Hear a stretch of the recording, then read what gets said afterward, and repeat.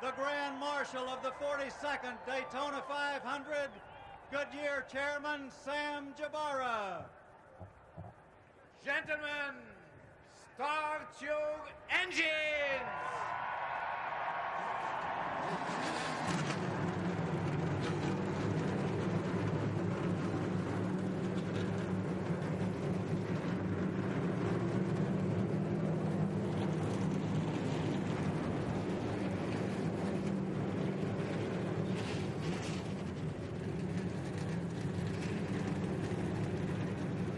And a good day, everyone. Ken Squire here, and welcome to CBS coverage of the 42nd running of the Daytona 500.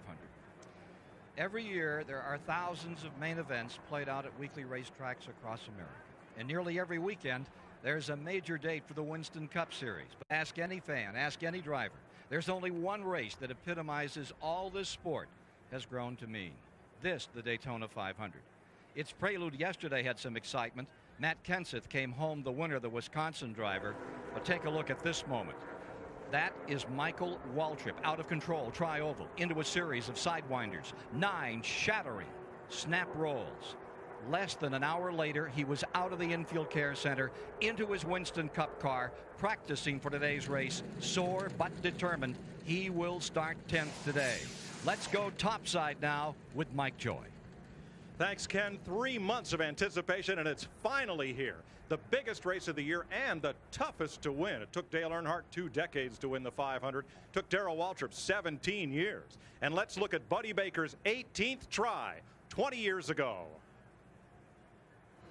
Buddy Baker, what's going through your mind right now? If it runs like it ought to, I'll be seeing you over in the victory circle later on. And after all those years of effort, all those heartbreaks, Buddy Baker has done it. This car and that driver have just run the fastest 500-mile race that has ever been witnessed on the face of the earth. Buddy Baker, what does it mean to have won the 500? You know, I still get goosebumps just thinking about what this race meant to me. It's life-changing. It's the biggest race we run in. And somebody out there in that 43-car field today is going to get to experience what I did when I won the Daytona 500. I'll never forget it, and he won't either. Ned Jarrett, twice a NASCAR champion and now America's premier race strategist. What should the folks at home look for today? A lot of ingredients, Mike, should keep this thing exciting all the way through. There are 7 rookies in the field. They're running under new rules this time for the Daytona 500, shock absorber and spring rules, which affects the handling of the cars. How will that work out? The wind is much stronger here today than we've seen it any time since we've been here about 10 days ago. That could play a factor as well. And the temperature is certainly different today. We had a cold front went through here this morning. We've been in 80 to 85 degree temperatures for the last several days when they were setting these cars up. Now we'll be going to be in the 60s, maybe get into the low 70s. That can have some effect too. We'll be back with the starting lineup and the green flag for the 42nd annual Daytona 500 after this. Welcome back to the Daytona 500, part of Speed Weeks 2000 at Daytona, presented by Fritos. As Ned mentioned, a cold front came through here this morning. Yesterday we had mid-80 degree temperatures in Daytona Beach. Today, the temperature will not hit 60. High humidity and the wind has shifted. It now comes from the north, and it's a stiff breeze out there for today's Daytona 500. Let's have a look at the starting lineup. Dale Jarrett, 2 times a Daytona 500 champion, and his Robert Yates teammate Ricky Rudd share the front row. Row 2, 2-time winner Bill Elliott, and Mike Skinner, 4th here last year. Rusty Wallace makes his 18th try to win the 500. Ward Burton, 8th in 97. Tony Stewart started on the front row last season, and Dale Earnhardt Jr., could he be Rookie of the Year? Row 5, Mark Martin, 15 tries to win it. Michael Waltrip, 5th last year. Jeff Gordon has won 2 of the last 3 500s. Derek Cope, the winner in 1990. Bobby Labonte, a close second 2 years ago to Earnhardt, and Jeff Burton in his 7th 500. IndyCar star Scott Pruitt makes his Winston Cup debut, and Joe Nemechek's in the 500 for the 6th time. Former IndyCar racer Robbie Gordon in his 3rd 500, and Kenny Irwin, 3rd last year. Jeremy Mayfield ran 3rd here 2 years ago, and Jerry Nadeau joins the Hendrick team. Dale Earnhardt, it took him 20 years, but he won it in '98. And Jimmy Spencer in his 9th 500 start. Ken Schrader, the runner-up in 89, and yesterday's winner, Matt Kenseth in the Busch race.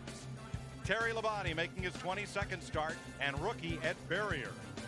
Johnny Benson in the race for the 4th year, and Rick Mast.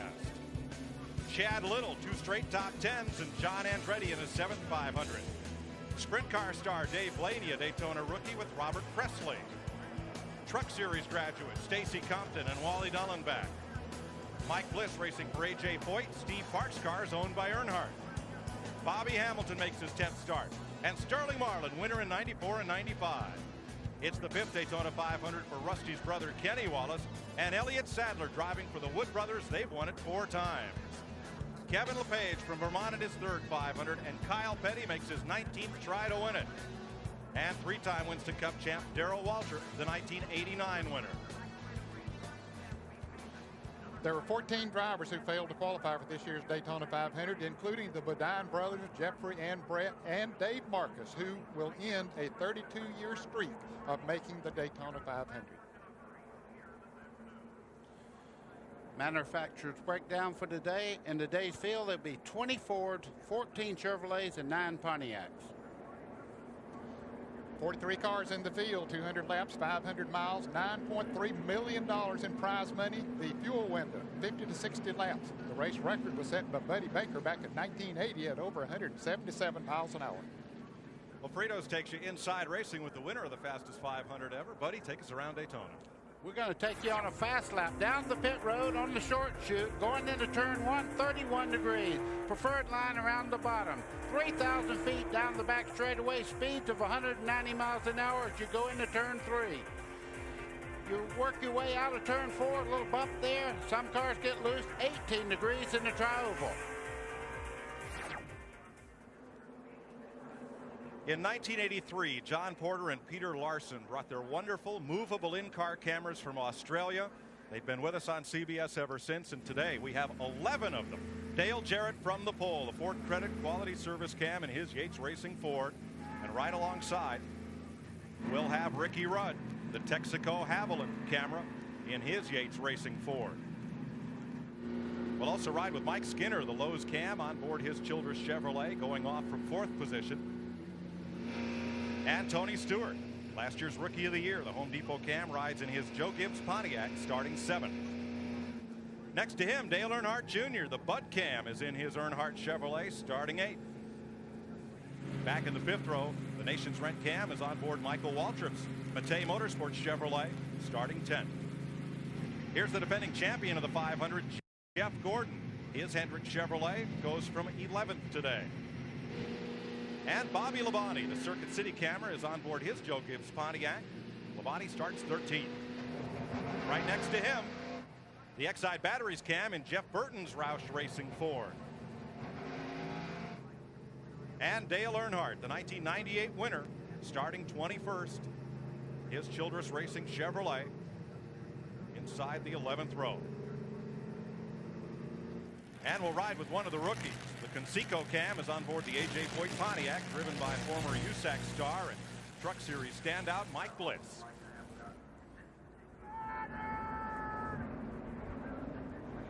Five drivers have a chance to win $1 million bonus. The Winston No Bull 5 promotion, and 5 fans you see there in yellow paired with them. If their driver wins, they each get $1 million. And they got a trackside seat. Well, we'll see who wants to be a millionaire here shortly. Well, they'll be cheering their drivers on. The Oreca Dodge Viper team won the 24 Hours 2 weeks ago. Last weekend, Robert Huffman, the Dash winner. Dale Jarrett swept the Bud Shootout. David Keith, the ARCA 200. Bill Elliott and Ricky Rudd, the qualifying race winners. Mike Wallace, the truck race winner. Dale Earnhardt won IROC, and Matt Kenseth yesterday, the Busch race. 8 drivers are signed up to run for Rookie of the Year honors this year. Jeff Fuller did not make the field for the Daytona 500. The other 7 did. How tough this race is to win. 7 drivers have been here 12 or more times trying to win it. Jackie Joyner Kersey, with her husband Bob, a NASCAR car owner this season, will wave the green flag to start the Great American Race. The 42nd annual Daytona 500 is underway.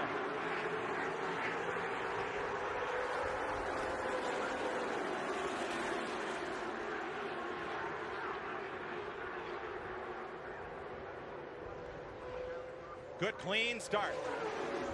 It takes a while for these cars to get up to speed with the restrictor plates on the engines. But when they come back to the start-finish line the next time, they'll be running upwards of 200 miles an hour. Two teammates drag racing down the back straightaway. Mike Skinner helping the outside car there just a little bit. He's buckled right up behind the Ricky Rudd car. And you see Ricky Rudd now leading the race as they go into turn 3. It's the outside row that went, and Rudd drops down to the bottom of the racetrack to take the rather short way around. Ricky Rudd is going to come off turn 4 to lead the first lap.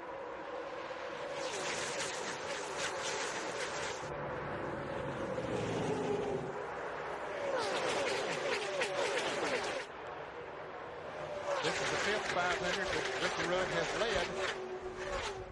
And Ned, he's not getting away. That pack is pulled right to him. Yeah, it doesn't take long once they get the speed up to the 190, 200 mile an hour. Then the drafting comes into effect, so buddy, they can draft right up on it. Exactly right, and you can see Ricky Rudd dropping to the inside, trying to help Mike Skinner since he helped him on the first lap. All right, just for a second. Mike Skinner says, thank you, I'd like to have that myself. That's no help. Mike Skinner wants the lead. Former champion of NASCAR's Craftsman Truck Series. Here comes Skinner off the low side, but Rudd has the momentum on the outside, and the second lap is led by Skinner. Well, we were wondering if they were going to race, and then we've heard the whole race week here. Ford has the edge. Well, right now, Chevrolet and Ford are battling side by side through the corner. Skinner's crew chief, Larry McReynolds, told me this morning, we have been working on this car all week long, and we think we're there. We think we can run with the Fords today. Skinner in 31. That blue car on the inside is proving it right now. And you wait till that blue missile just behind Skinner there gets a little bit of help. Now, you talk about a car that's dominated Speedway, Dale Jarrett has. Let's ride with Mike Skinner. That's Ricky Rudd to his right as they fight for the lead off turn 4. Seesawing back and forth. It looks like Skinner will lead this lap. From Ricky Rudd, looking back at that yellow and black Pontiac of Ward Burton and clear sailing ahead. This looks like a 190-mile-an-hour pace lap. They are still 2x2 all the way back through 20 rows. Mike, I got to tell you, it may look like that, but if you're in these cars, they're jumping around a little bit. Earnhardt in the middle there, making moves towards the front. Earnhardt to 22nd position. That's Robbie Gordon, number 13, to his left. And just ahead, Jimmy Spencer. Bill Stevens. Mike, an anxious moment for Dale Earnhardt this morning. That car did not pass tech inspection. NASCAR wasn't happy with the repairs they made to the back of that car after that incident in happy hour yesterday. Kevin Hamlin and the guys got it back into the garage, recontoured the rear valence, and then they got the wave through. Here goes Dale Jarrett for the lead. 3 wide. Yes, and he has a very good drafting partner there. Bill Elliott has moved into second place. And here comes Rusty Wallace. 3 Fords break to the front of the field. 3 wide racing. Mike Skinner's caught in the middle in the blue number 31. That middle lane has not been the place to be. Well, the cars move around a lot, and you have to be very precise, and you hope nobody around you makes a move that makes you have to jerk the steering wheel. It's a pretty dangerous thing to run 3 wide here. Upper left of your screen, those red boxes indicate a driver who's lost a position or more on the last lap. Those green boxes are drivers that have moved up 1 or more spots. 3 abreast to turn 1. Michael Waltrip slip up in there. Grabbed a couple of spots in the front straightaway. And here's Skinner trying to find a way to either the top or bottom lane. He's got room to slip in there. Oh, I'm glad he didn't do it. I'm glad we're not his spotter. Yeah, that hole didn't stay open long, did it? Let's go to pit road. Dick Berggren. Dale Jarrett's crew did a Herculean job getting that race car ready to run today, Mike. They worked as late as they could last night. About 10 o'clock, they finally got thrown out of the garage. They were back in here again at 6 this morning. The team flew in 3 body specialists to try to get it right. Here at Daytona, aerodynamics is everything. They had their own special templates built to try and make sure that if something like this happened, they could figure the front end of the race car. Looks like they've done a great job of it. Jarrett leads. It's the 5th Daytona 500. He has led. He has won it twice. Bill Elliott, winner of the qualifying race Thursday. He's won the 500 before, and he's positioned in second place. And Rusty Wallace trying to win it for the first time in third. There's one reversal in that first race that we had for the 125. It was just reversed. Bill Elliott led every lap. Jarrett got by him in this race, and they finished 1, 2, 3. Rusty Wallace bringing up third. Fast forward to the front of that field. Ricky Rudd led them home in the second Gatorade 125. Rudd has dropped back in the field. He just simply can't seem the inside line is the one that's moving the best, and he's been up on the outside there, and he just can't get any momentum going. Kenny Irwin just ahead as you ride with Ricky Rudd. And you see those cars on the inside keeping him way up high. And I just wonder if he might have a little push in the car and have him go that wider line there trying to get the car to turn. When the front end takes off and you can't turn left, sometimes you have to run a high line. Boy, he is really dropping back. Look at the cars that are going by. Something is wrong there, but it's not really running up the car. He's been behind Derek Cope, the 1990 winner, in car 15. There is Rudd. You see him continuing to slip back in this field. What's the story, Dick? Well, the radio is quiet. Rudd hasn't said anything to his crew at all. The crew is simply telling him, be patient. Spotters telling him clear high, clear low. That's all they've said so far. Corral. Rusty Wallace yesterday cut his practice time short by 20 minutes. Normally, Rusty is begging for more time. He climbed out of the car, gathered his crew around, and said, boys, this is the best race car we've ever had here. Let's go win the Daytona 500 tomorrow. On that outside line, Ralph, Derek Cope leads them around number 15.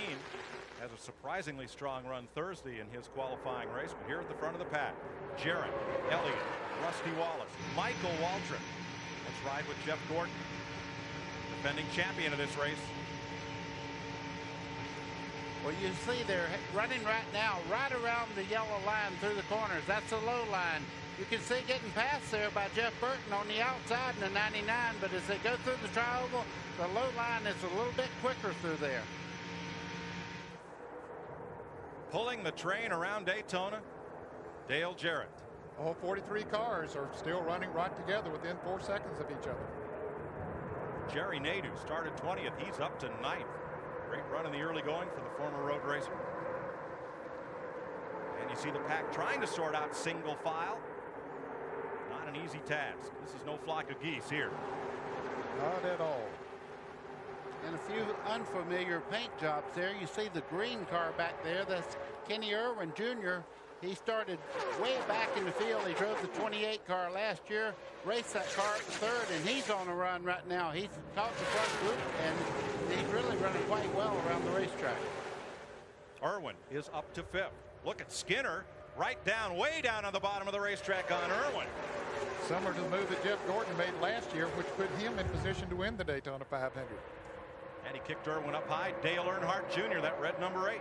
Boy, I tell you what, I talked with him in the garage, Jerry, and you talk about a kid that has his head right. I talked to him. I said, you might be the first rookie that has a legitimate chance to win the Daytona 500. He looked at me and he said, don't ever say that to me again. Put the pressure right on him, didn't you? I did. Here's Jerry Nadeau, 25, middle of your screen. He started in 20th position. He's moved up well into the top 10. Nadeau came by last time in 9th place as they jockey right in mid-pack. Nadeau now in 7th. That was Ward Burton stuck in the middle in the Bill Davis 22. Dropped a couple of spots. We're 11 laps in under the green flag in the 42nd annual Daytona 500 on CBS. We'll be right back.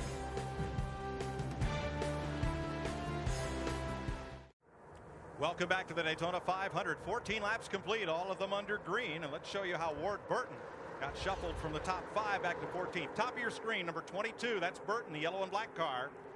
Tony Stewart comes up the racetrack. Burton has to get on the brakes a little bit, and he got collected there by Joe Nemechek, and they made contact. Great driving to get that car back straight. Great save. Burton runs in 14th position. Leader still Dale Jarrett. Here's Ralph. Mike, I spoke to Tommy Baldwin, crew chief for Ward Burton. He said that is exactly what happened. They just got shuffled back. Ward hasn't even said a word on the radio. They're comfortable with the handling of the car right now. Boy, they're still shuffling 2 and 3 wide. Look, right there in the middle is Dale Earnhardt. A red, not a black number 3 this year. It's a red car for Earnhardt. He started 21st. He got shuffled back to 27th, and now he's climbed up into the top 10. Boy, if they'd have changed anything else, if they'd have caught him with anything else, they'd have probably put him right up on the pole. That guy is on a mission right now. He's flying around the racetrack. His car owner, Richard Childress, said this morning, he says, we have been working like dogs all week, but I think we're there. I think we can race them to the front. Bill Stevens. Mike, I just spoke to crew chief Kevin Hamlin for Dale Earnhardt. He says that Dale has said absolutely nothing since the green flag. And he says when that happens, silence is golden. And I tell you, he's doing a lot of that. Of course, he's getting drafted off the other cars, but he doesn't have a real close drafting partner. You're exactly right. I'm watching him make moves without having anybody pushing him around the racetrack. That's all you've heard is we cut a deal to work with somebody. Dale Earnhardt's making this right by himself. He's driving away from people. Just past Jeff Gordon there without any drafting help. Yeah, he doesn't cut a deal. He just cuts the cards and then deals them. There you go. Gordon's going to try to pick up on him. Gordon, of course, in a different colored car here as well. He's not in the rainbow colored car number 24, right behind Earnhardt.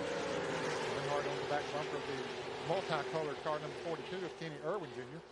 Now, folks, don't throw away those black jackets and those blue rainbowed ones. These drivers will be back in their regular colors next week at Rockingham. Special paint jobs for the 500. Michael Waltrip, 4th place. Boy, he has climbed the ladder here, and after yesterday, who'd have thought he'd be in the Daytona 500? At the top of our show, you saw the flip he took down the front straightaway in the Napa 300 Busch race. Climbed out, waved to the crowd, got ready for Winston Cup practice, and here he is. All clear. And last year, everybody thought that he might get his first Winston Cup win right here. He was up front all day long. Got shuffled right near the end of the race. Michael Waltrip gets around this racetrack very, very well, so don't count him out. Waltrip in 7th, best finish last year, 5th in the 500. He's in that black and yellow, looks like a caution sign from here, number 7. New paint job for the Matei Motorsports entry in 2000. Bill Elliott riding 2nd. A winner Thursday in the qualifying race. There's Chase. Cheering Dad on, and he's in radio control with his dad. Giving him a little advice. He's listening right now. He said, Dad, you're in good shape. Just sit right there and let's get away from those cars that are trying to catch you. And they are closing in. They are. The 3 cars of Jarrett, Elliott, and Rusty Wallace had pulled away to about a 2.5 second lead. The last time around, it was a 1.25 second lead. So they are closing in now that Waltrip has the drafting help of Mike Skinner. There's the front 3. There's the interval back to the second pass. Once they stopped racing side by side, they've been able to link up and try to run down the 3 leaders. 3 Fords at the front, trying to slip away here. And he moved even closer that time. He's picking up about 0.2 to 0.25 of a second to lap. Dick Berger.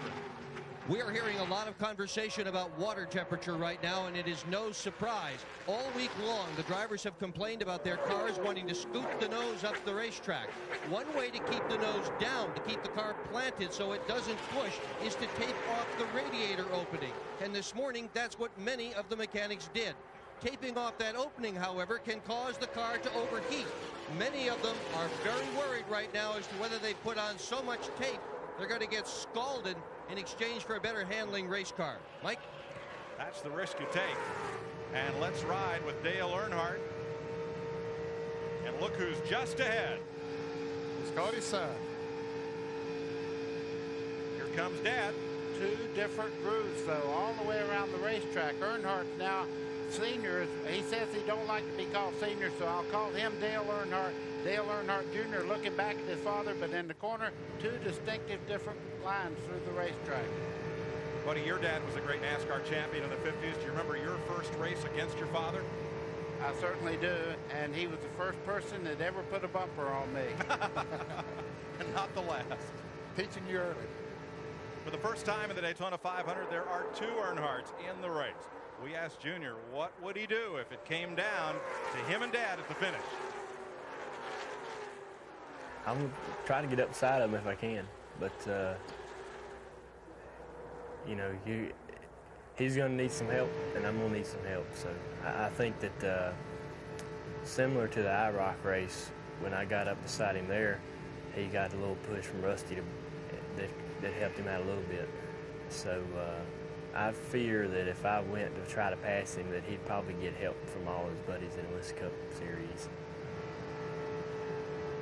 Well, Mike, I thought they were going to work together. I watched Earnhardt Jr. move up on the racetrack to try to help his dad, and I think they'll eventually get to where they're running, where Earnhardt Sr.'s car works the best.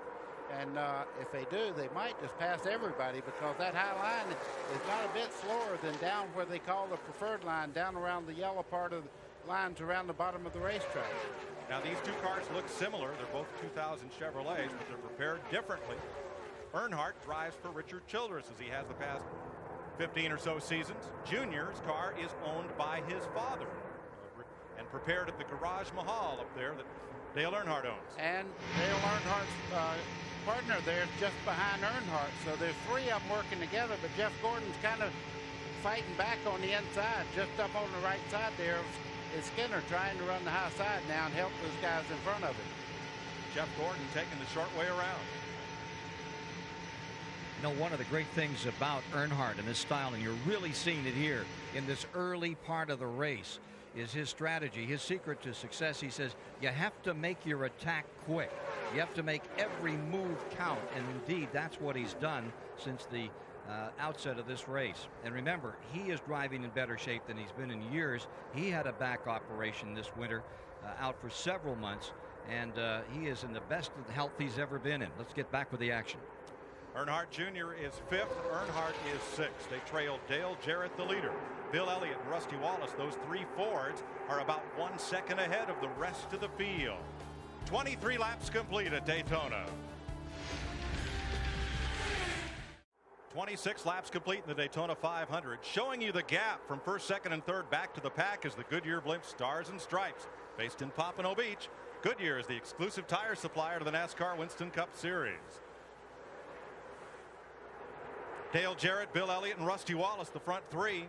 Look at this battle. Kenny Irwin at 10th place, and Jeff Gordon just moving past him. Jeff Burton, 99, is there right alongside his brother Ward in 22. Tony Stewart and Jerry Nadeau part of that battle as we go back up front. Mike, you see they're kind of layering themselves down the back straightaway there. Everybody is not tucked up like you should be to break away. Right now they're cooling these cars by changing the way they run on the racetrack to get fresh air in the nose of the cars. Let's go to Ralph Shaheen. Mike, this is the nose off one of the 2000 Chevy Monte Carlos. Now, they're having a little problem with these. Normally, you have these two air ducts here to suck air into the engine, help cool that engine down, as Dick Berger was talking about. Well, the Monte Carlos are having a problem with this upper grill here. The airflow seems to be going right up and over it. They're finding the rubber that gets kicked off the other cars building up here and here, not in through here. So they're really having trouble cooling the engine down. Now, what they had talked about before as far as putting the tape on, you can see they would do something like this, yank that tape off and try to get more air in there to change the airflow and change how that car handles. Dick? Earnhardt Jr. has just lost several positions on the racetrack. They had called him on the radio and asked him to run with his dad, but he couldn't do it. The car is pushing. Nose is just sliding right up the racetrack. He's lost several spots as a result. Mike?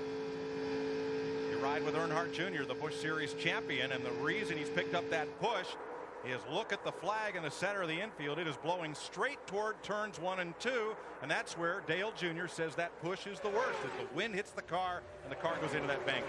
Yeah, and one other thing too, when you have that problem, you turn left, the car wants to go right, and it just starts to go up the racetrack, and the only way to stop it from pushing right into the wall is to ease out of the throttle. With a restrictor plate, it takes you another corner to get back up to speed. And buddy, if you're going to have wind here at Daytona, you would rather that it be opposite of what we're seeing here today, right? You'd rather have the tailwind going down into turn 3 as opposed to turn 1. Exactly right, because you have a different configuration down in the far end. 3 and 4 is quite a different corner than 1 and 2. You're riding with Michael Waltrip, and those three little specks out front are the three leaders. Here's our Fritos onboard telemetry. Wow, 191 miles an hour down the straightaway approaching turn 1. You see it bouncing back and forth there. And he's getting passed right now by Dale Earnhardt. And several other cars, they're working together. We have a report that Jeff Gordon might be some smoke coming from his Chevrolet. Defending champion, two-time winner. There's a look out the back. Yes, oh boy. Oh boy. And we won't speculate on what it is, certainly, until we know what it is. But there is a wisp of smoke coming out of the back of the 24 of the defending champion of this race, Jeff Gordon. Dick Berggren. Jeff Gordon is definitely having a smoking problem. His crew chief, Robbie Loomis, said they're going to leave him on the racetrack.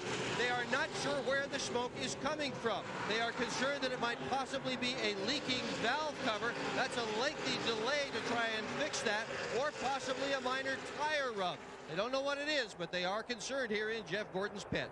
Well, he might not have a choice, Bill, because NASCAR will post him the next time around, and that means that he'll have to come into the pits. If they give him the black flag, put his number up on the board at the start-finish line, that means he'll have to come into the pits. New crew chief for Gordon is Robbie Loomis this year. Up until January, he'd never drawn a paycheck from anyone other than the Petties, and he comes over to run this team in 2000, and Gordon is going to have to pit.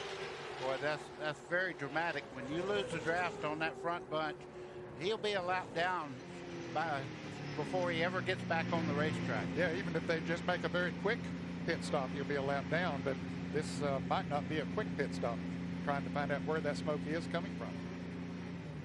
So here's Gordon putting the car into neutral and rolling to a halt. Dick Berggren.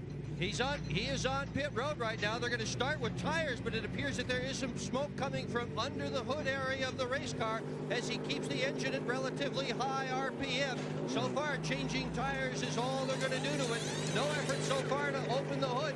The NASCAR inspector says no, no, no. They're not going to let him go. They're going to, caution is out for oil on the racetrack. Dale Jarrett leads them to the caution flag as we complete 33 laps of the Daytona 500. Bill Elliott, Rusty Wallace, Dale Earnhardt, and Mike Skinner. And this caution will be a break for Gordon as his team goes under the hood. And for the guys that are out there that are having a little handling problems, now they can adjust on the cars and try to get them balanced where they can really get into the fight here. 3 cars have broken away, but it's a whole new ball game now. And of course, the break for Jeff Gordon is the fact that he won't lose as much time, as many laps in the pits as he would have under green flag conditions. This is the biggest race of the year, but it's the start of the Winston Cup Championship season. And one of the things that kept Gordon from the championship last year, 7 races in which he did not finish. That equaled the number of races he won and kept him out of the point tally. They're going to put him behind the wall and have to work on it. Well, that is a tough break for the defending champion of this race.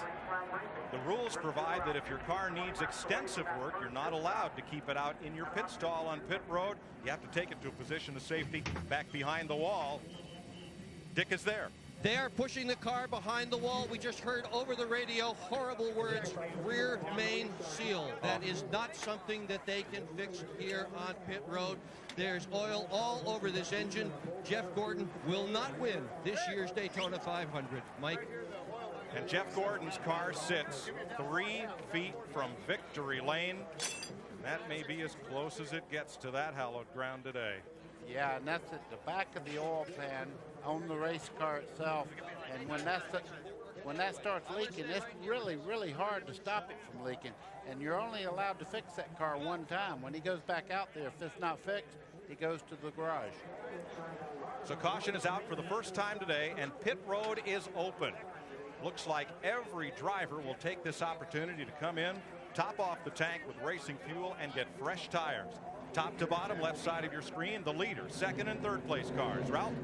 Mike, the preseason for these pit crews was just a 2-tire change during the shootout. This is their first live action with a full pit stop. Dale Jarrett is very happy with the handling of his car. He's going to make a 1-pound air adjustment to the right front. 4 tires and fuel for him. That's all he's going to take. Dick Berggren?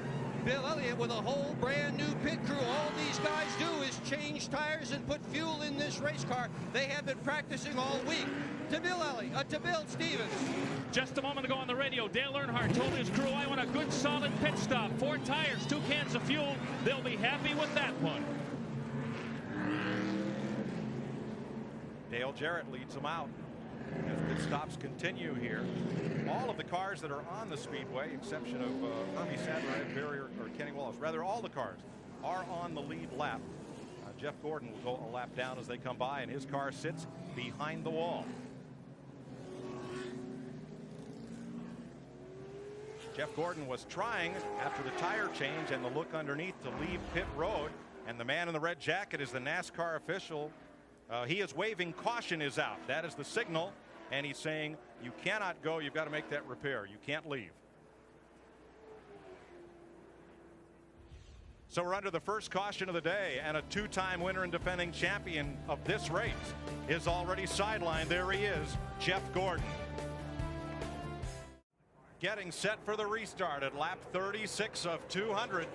Dale Jarrett, after speedy pit work, back in front. Mike, there was even contact on pit road just a second ago as people were going out, and here comes Gordon back into the fight. We hope to have that oil leak repaired, but he's lost several laps. In fact, he's down about 14 laps, the scoreboard is showing. We'll check that when he comes around. I don't think that's right. And trips the scoring monitor. Kevin LePage makes an unscheduled pit stop at the end of this yellow flag. Dick Bergman?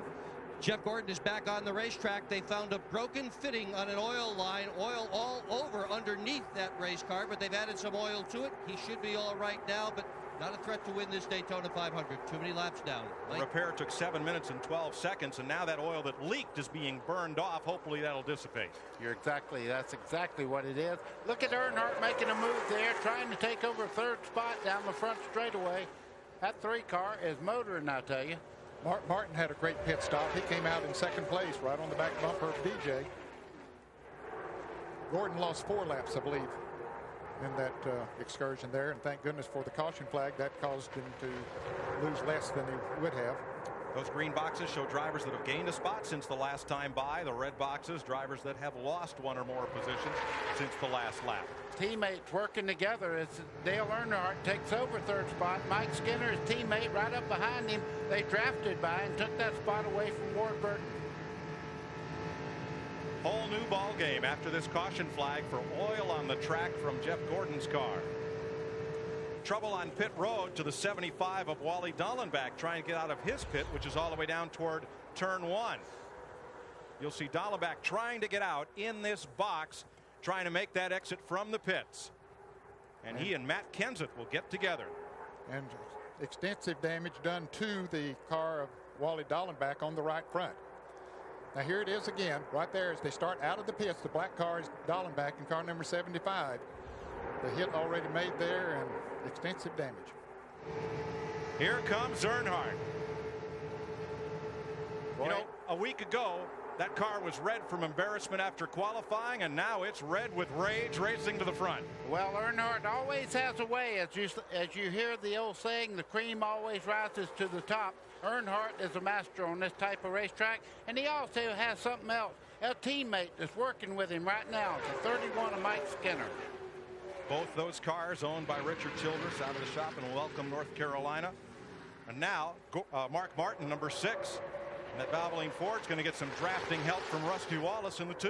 Boy, that's a good help too. Rusty Wallace has had one of the better cars for the whole race week here, and they're working together. It'll be tough for Earnhardt right now to pull away from those 2. Dale Jarrett's going to back off just a little bit to let those Fords catch up with him. Let's ride with Mike Skinner, the Lowe's cam.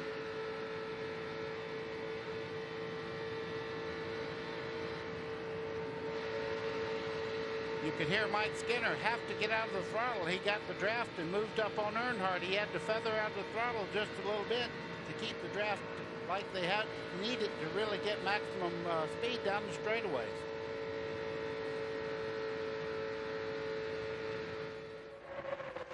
Rusty Wallace didn't quite get by Earnhardt. Now Ward Burton coming up there, number 22, might give him a shove, and does. Shoots Wallace up into third place.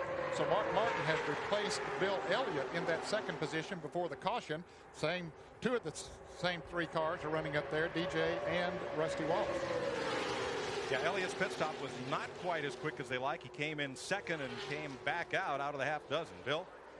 With Kevin Hamlin, the crew chief for Dale Earnhardt. What's the difference between this car and the one we saw in the twin 125s that was lukewarm? Well, we've done a lot of work since at 125. We got a little bit embarrassed. We're trying to work out the bugs of this new spring and shock package with this Jim Goodwrench Monte Carlo.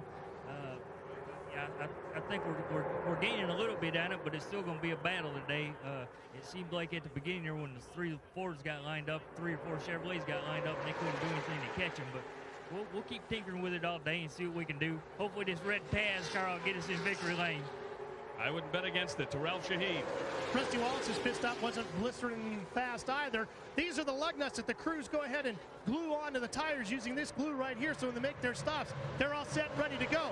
Well, one of these fell off on the left front tire, so Billy Wilburn had to take one out and put it on manually. The reason why they couldn't get away with it was a NASCAR official was standing right in their pit stall, Mike.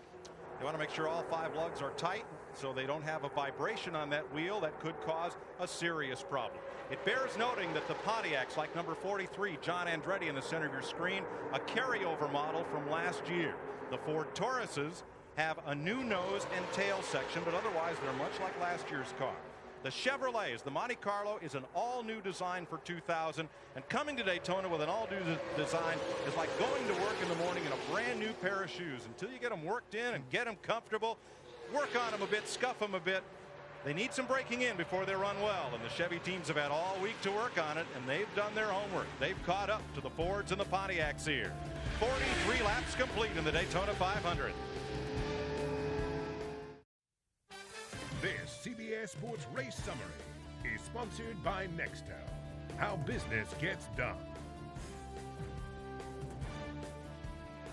After 44 laps, 110 miles, we've had 4 leaders swapping that lead 5 times and averaging 168, down from the record set by Baker back in 1980 of 177 plus. That one caution for 3 laps is what brought this pace down.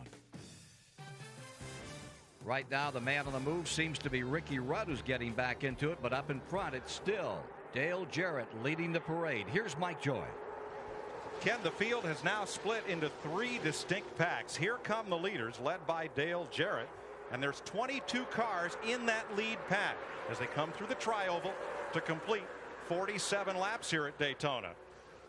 22 cars strong, plus lapped cars in this group, all the way back to Bill Elliott. And they have a gap of about 6 seconds back to the second pack, led by Bobby Hamilton in that yellow Chevrolet. And that group encompasses back well through the field, and then there's a third group of cars. So we've strung out into 3 distinct groups here at Daytona, but 22 cars strong in that lead pack. It was interesting, in the first part of the race when they had new tires on, as they did have after making those pit stops, that they stayed together for 15 or 20 laps and then they began to spring out. But this time they got broken apart pretty quickly. Still a lot of side-by-side up in that front pack. There are the Earnhardts, Dale and Dale Jr. running 6th and 7th. But it was a while back. Junior was coming up on his dad, but or his dad. How was that he moved over and go? He had run his father down. And he was in a line that was running much faster, and he just pulled over and helped his dad. So he realizes where he gets his real help from, and he's first to tell you that he wouldn't be where he is without his father's help. So he's helping him now. So they caught right back up to the lead draft. They're working together. Hey, who better to learn from than a 7-time NASCAR Winston Cup champion? Even if he is your dad. That's right. Right. Well, now this first pack may split in 2. You see about 8 cars single file, and then they're still racing hard side by side. Just behind them, Jerry Nadeau inside of Joe Nemechek right there, back at 9th place. Single file, those 8 cars could break away. Bill Stevens. Jerry Nadeau having a great run today after a very busy offseason, Mike. He got married to his fiancée Jada down in the Bahamas, and when he got home to Connecticut, bought a house, and then had to put a new roof on it. His sponsor, Michael Holligan, videotaped the whole thing and put it on his local home improvement show. I asked Jerry, how'd the project come out? He said, Bob Vila, look out. And who put the roof on? His dad is a roofer in Danbury, Connecticut. Ralph. When Dale Earnhardt Jr. first started his racing career in a late model, he was in charge of getting all the stuff for his own car. So he used to sneak into his dad's shop and, look around a little bit. Then crew chief Tony Urey Sr. got mad at Jr. one day for taking a roll of duct tape. I said, is that all he took, Tony? He said, well, I don't know. His car ran pretty good back then. He was lifting a lot of parts out of the back of the shop, Mike. Dick Berggren. Well, Bill Elliott is having a bit of a problem right now. He has drifted way back in the pack, and the problem is that he overheated early on, had to back out of it in order to let his engine cool off. Crew said that it ought to be okay later on in the day. They can pull tape off the grill, give him a little bit more air. They say they just need a good pit stop, and they'll be back in this thing, Mike. Elliott came into the pits running second. Dick came out in 6th, but now he has tumbled back to 22nd place. And what can happen there if it actually starts to boil the water out, you lose water and it just gets hotter and hotter. And Bill's one of those guys that watches the gauges, and he's probably doing what he needs to do just to cool the motor back down and wait until he can put some water in it. That's what he's done. He's purposely, I believe, just moved to the back of the pack there, buddy, so that he can move the car in and out and get him some fresh air as he's doing there right now. Nothing right directly in front of him, so that will get cooler air in there. And he's still able to keep up with that lead draft. Oh, bookmark this one. These two cars, number 10, Johnny Benson, number 26, Jimmy Spencer. When they came through the tri-oval, Benson slid right up the racetrack in front of Spencer by inches. Spencer never forgets. I mean, it was a bold move by Benson. Jimmy's hanging on to him for right now, but we'll see what happens. Well, Johnny Benson has had a fast race car. That Pontiac has really run good, and so if he can pull Spencer back up through the pack there, he might forgive it. I just figured to say, cutting him off is kind of like reaching and getting a bone away from the pit bull. Benson in that number 10 Pontiac, new ride for him this year. He runs there against John Andretti. Back at the front of the field, Dale Jarrett's Ford is your leader. Mark Martin in second.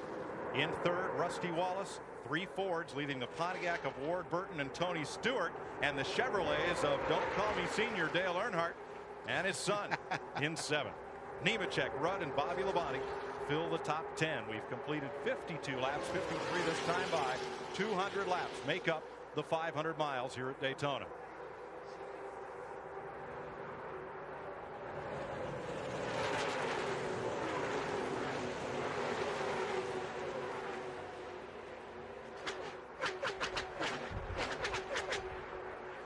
CBS Sports coverage of the Daytona 500 continues after this message and a word from your local CBS station. CBS Sports presentation of the Daytona 500 is sponsored by Route 66. Jeans, clothes. It's not Main Street. Only at Kmart. Nextel, how business gets done. And by Haviland. Add more life to your car. 56 laps complete. Dale Jarrett in command. He began the day 33rd on the all-time Daytona 500 lap leader list, and already today he's climbed past such greats as Leroy Yarborough, Marvin Patch, Bobby Isaac, and Benny Parsons, who numbers of laps led here at Daytona in the 500.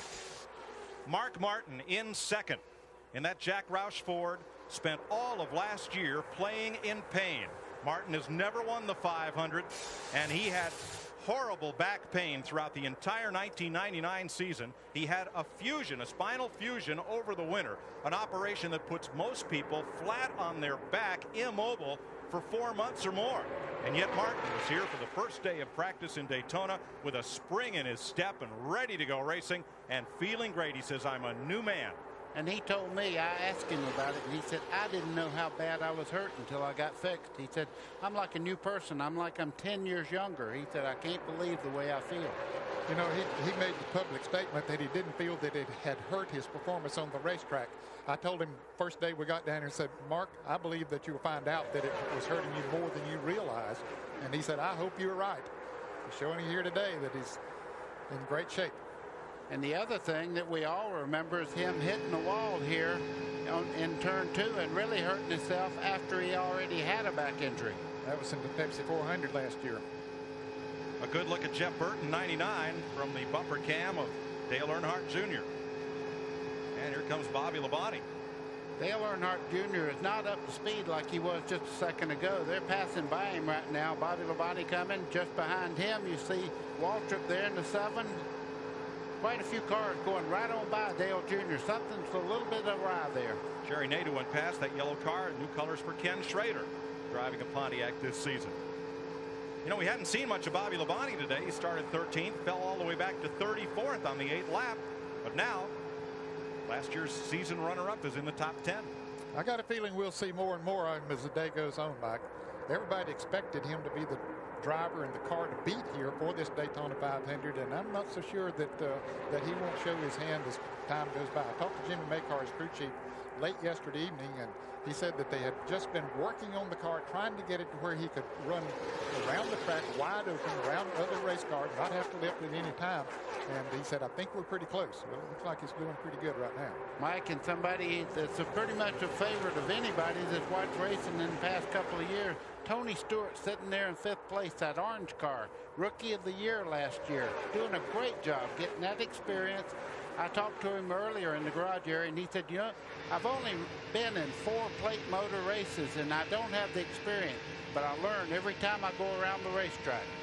And there is a difference in driving when we talk about restrictor plate tracks. They only run restrictor plates on the engines here at Daytona and at Talladega, reducing the horsepower by at least a couple hundred, and there is a difference in the driving, buddy. It is that. You have to keep it wide open all the way around the racetrack. You notice you never hear the RPMs go up or down. Watching from our Home Depot cam, on board, Tony Stewart, former IndyCar champ. And a little intramural bumping back and forth here in this pack. John Andretti. He's in the Richard Petty blue number 43. Car is clear of contact right now, but looked like he had a little bit as they came into the trioval.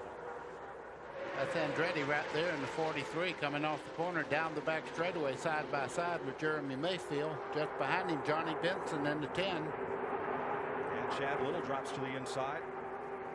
Green number 97 right with that pack. And Andretti climbs the hill as Dale Earnhardt Jr.'s crew looks on. Those drivers are running in the 15th, 16th, 17th position.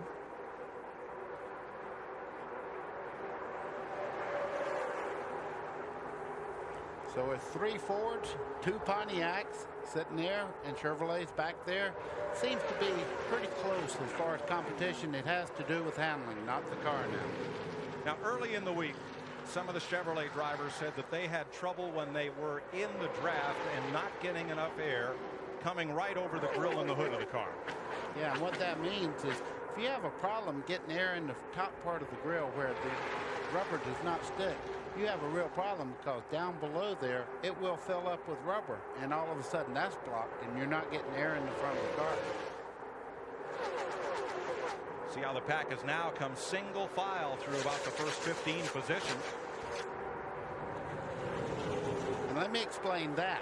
These cars are going around there, and the rubber that they wear off the tires is like gum, and it flies up into the grill of the race car and sticks. And once it's in there until you brush it off. You can't brush that off on the bumper of the car ahead of you. Here's our Circuit City cam. You're on board with Bobby Labonte. He's up to 11th place. How would you like to have a mirror like that in your car at home? That goes almost all the way across the top part of the windshield there. That's how these guys really see. This part of the mirror, you can actually see all the way around the car almost just looking in the mirror. You can see both sides of the rear spoiler. You can actually see the car right there behind him. Those multi-panel mirrors invented by a Formula car racer named Roy Winkleman back in the 1960s. Looking back from Bobby Labonte. You see that white wall on the outside? Even though the track is banked 31 degrees in those corners, all around Daytona, the wall is always at a 90-degree angle perpendicular to the racing surface. And so if they happen to hit into the wall, it won't be a launching pad for them. About 10 or 12 cars here now beginning to break away. Bobby Labonte is running in 11th place, and he's back a couple hundred yards from the lead pack. Bobby Labonte and Kenny Schrader trying to gain on the leaders. 65 laps are complete here at Daytona. 68 laps completed the Daytona 500, and the lead draft is now 12 cars, plus Jeff Gordon, who is 5 laps off the pace. And they get side by side. Michael Waltrip up there out of turn number 4. Working on Jerry Nadeau. And there's Joe Nemechek in 33. Yeah, and this is the first ride for Jerry Nadeau in the 25 car for Hendricks Motorsports, doing a great job. Former Formula Opel driver in Europe. Ooh, Nadeau bounced a little bit down off the flat there, buddy. I was just fixing to say, he might be in there to talk to somebody pretty soon if he does that many times. trouble on the Bobby Hamilton number 4 car, the Morgan McClure Chevrolet, coming into the pits way off pace. He had been leading that second pack back there for a long time. But something arrived with that car. That team won the Daytona 500 3 different times, but he's headed to the garage area. So Hamilton may be our first retiree today at 69 laps. The lead draft includes Dale Jarrett, Mark Martin, Rusty Wallace, those front 3, plus Ward Burton, Dale Earnhardt, Tony Stewart, number 20, 99, Jeff Burton, 7 in black and yellow, Michael Waltrip, the 33 of Nemechek, and 25 there of Nadeau, Bobby Labonte, Kenny Schrader. Here comes Nemechek. Nemechek running very well on the high side of the racetrack. These guys right now, believe it or not, this is like watching a mile run right now. They're out there. They know they have good cars. They're pacing themselves, and they're also thinking about what to tell the crew chief and what kind of adjustments to make on that car, making where they can maybe run with Dale Jarrett. Now you say they're pacing themselves, buddy, but are they holding anything back? Yes, they are. Right now, they're letting Dale Jarrett carry him around here in the draft, and what that is we talk about it all the time, but it's air coming over the front car. He actually goes through the air, makes a vacuum, and it pulls these cars forward that are behind him. Jarrett has led more laps today than in all of his previous 11 Daytona 500s combined. Dick Berggren? Early in the week, Dale Jarrett predicted the winner of this Daytona 500. He didn't name the winner, but he named the strategy that would win this race when he said the guy who wins it is the guy who can stand on the gas the most. Mark Martin just radioed to his crew and said, I have just completed 30 laps without lifting the throttle off the floor at all. Mark Martin is running this place wide open every single lap, Mike. Wow. Let's check in on the rookies in this race. 7 of the 8 announced rookie contenders made the show. Our Conseco Cam is in the A.J. Foyt Pontiac, driven by Mike Bliss. Of the rookies, there's Dale Earnhardt Jr. 13th, Matt Kenseth 24th. Mike Bliss is running in 27th position. Scott Pruitt 31st, Ed Barrier 34th, 35th Dave Blaney, and Stacy Compton is 38th. All of those drivers are still running on the lead lap at 72 laps completed. Buddy, what was it like to be a rookie at Daytona? Well, I tell you one thing. You look at this back straightaway, and that gives you some idea of what a young driver that's never been off a half-mile, mile racetrack. All of a sudden, you see 3,000 feet down that back straightaway. And then that 31 degrees that you're looking at. The car goes up. It feels like all of a sudden you're on a 3-story house running the side of it. Ned, in '59, when this track was built, there'd never been a high bank speedway like this before in America. Everybody was a rookie. They were rookies, and I'll tell you, after you got over the initial shock of driving through that tunnel and looking up at those awesome banks, 31 degrees, I mean, it was unreal, the feeling that you had. Before that first race, Lee Petty was asked, are you ready? He said, nope. Nobody else is either. That's it. And Lee Petty believes that, too. I tell you, he was a tough competitor. Well, let's say hello to him. He's been under the weather. Lee Petty, father of Richard Petty, the Petty family, the best-known name in stock car racing. He's recuperating back in North Carolina, and we hope things are going well. And let's also say hello to Jeff Bodine in nearby Halifax Hospital here in Daytona. In the Craftsman Truck Series debut at Daytona in a fiery barrel rolling crash. Jeff Bodine went to the hospital where he is now listed in intensive care. He is trying to get back in time for Rockingham. The doc says that's not likely. But this morning at 7 a.m., Jeff Bodine called the CBS compound and said, I know the doctors wouldn't let you in yesterday, but could you come over and talk to me, because I want all my fans to know how I can't wait to get back in a race car, and I will be back. That's good to hear, because everybody here held their breath until they saw him actually being loaded into the ambulance, and he started moving his left arm a little bit, and everybody felt a relief come over. I think everybody in the grandstand, I heard them cheer. Oh, no question about it. That was a tremendous relief. We were cheering up here in the booth as well. Slow car in the back straightaway is Mike Bliss in A.J. Foyt's Pontiac. He slowed way up in turn 2 and dropped down to the track apron. It looks like he may make it around to the pits. Yeah, but he's coasting. The motor is not running on that car right now. One of the rookie drivers this year had high hopes coming into this Daytona 500. Let's have a look at telemetry on Joe Nemechek's Andy Petrie Chevrolet. Frito's telemetry. Now the question is, he's very slow on the bottom, and it looks like he's going to make it in. Bliss, I'm talking about. Out of gas. Now, Nemechek, you see the speed's getting up to 192 miles an hour. The RPM still under 7,000. And for you fans that have heard that they turn these Winston Cup cars maybe 9,000 RPMs, they will be next week at Rockingham. But these restricted engines, they simply can't turn that many RPMs. There you saw it just barely go over 7,000. Yeah, that was quite impressive. 194, close to 195 down the straightaway. Now the teams will run different rear end gears. They have a choice of gears, so those RPMs and top speeds will be different as we look around the field. Here's our X-Side cam on board Jeff Burton, running in 5th at 76 laps. Mike, Mark Martin is off the pace. He's headed for the pit area right now. He dropped back on the back straightaway at a very unusual place coming out of turn 2. Dick?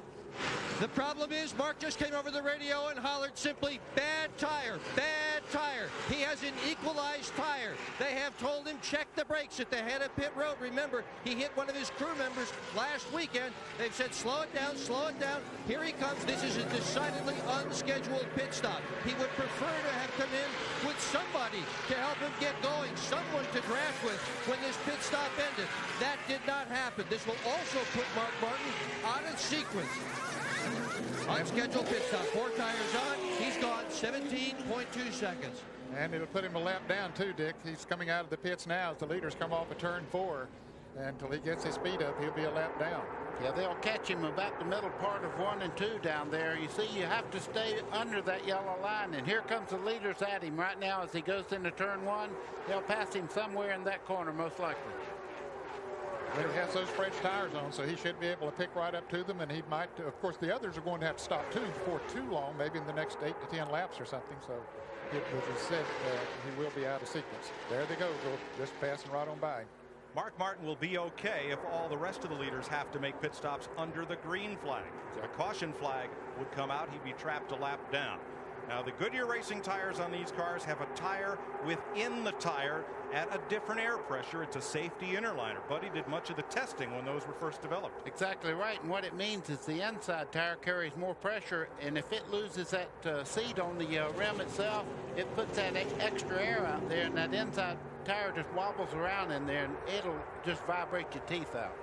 It's been 48 laps since the leaders have been on pit road. When this great speedway was built in 1959, there was nothing like it. Jimmy Thompson said, other tracks, other speedways have separated the men from the boys. This track will separate the brave from the weak after the boys have been sent home. I love it. Watch 33, the blue car, Nemechek. Coming up on Dale Earnhardt, car number 3. There's Nemechek in the blue car, and Earnhardt slips a little bit, and Nemechek gives him a little bit of a tap there. A little more than a tap. Bent the back bumper of Earnhardt's car. And look at the nose of Nemechek's, bent that in too. And aerodynamics are so important here. Dick Berggren?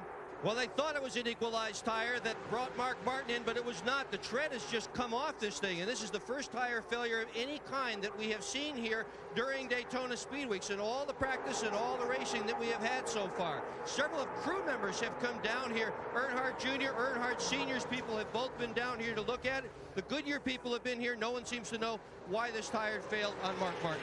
I think I know. It looked like it had actually blistered, and when it happens, it's just like a blister, and underneath the outside casing there, and it builds up pressure, and it blows that part of the tire out. Several things can cause that, the least likely of which is a defective tire. But the teams, as they adjust on the 4 corners of this race car, can sometimes overload one corner, and the driver, by turning too much in the corner, can abuse that tire, overheat it, and cause it to blister. Well, it's just like you put your hand on sandpaper. Until you make it slide, it does not hurt. But then you start to slide your hand, and it builds friction. But you got to hand it to Mark Martin for getting that feel. When something went wrong, he knew it immediately, and he knew he didn't want to go into that next corner wide open. So that's just a mark of a fella that knows his race car and knows the feel of his race car. Now he's on fresh tires. He may be able to get back on the lead lap before the leaders pit. He's coming toward the front of the pack. Ralph? Mike, we expect to see a lot of the leaders within the next 6, 7, 8 laps. Todd Parrott is the crew chief for Dale Jarrett. The deal making has been going on down here on pit road. He's going to make his way down here to talk to us.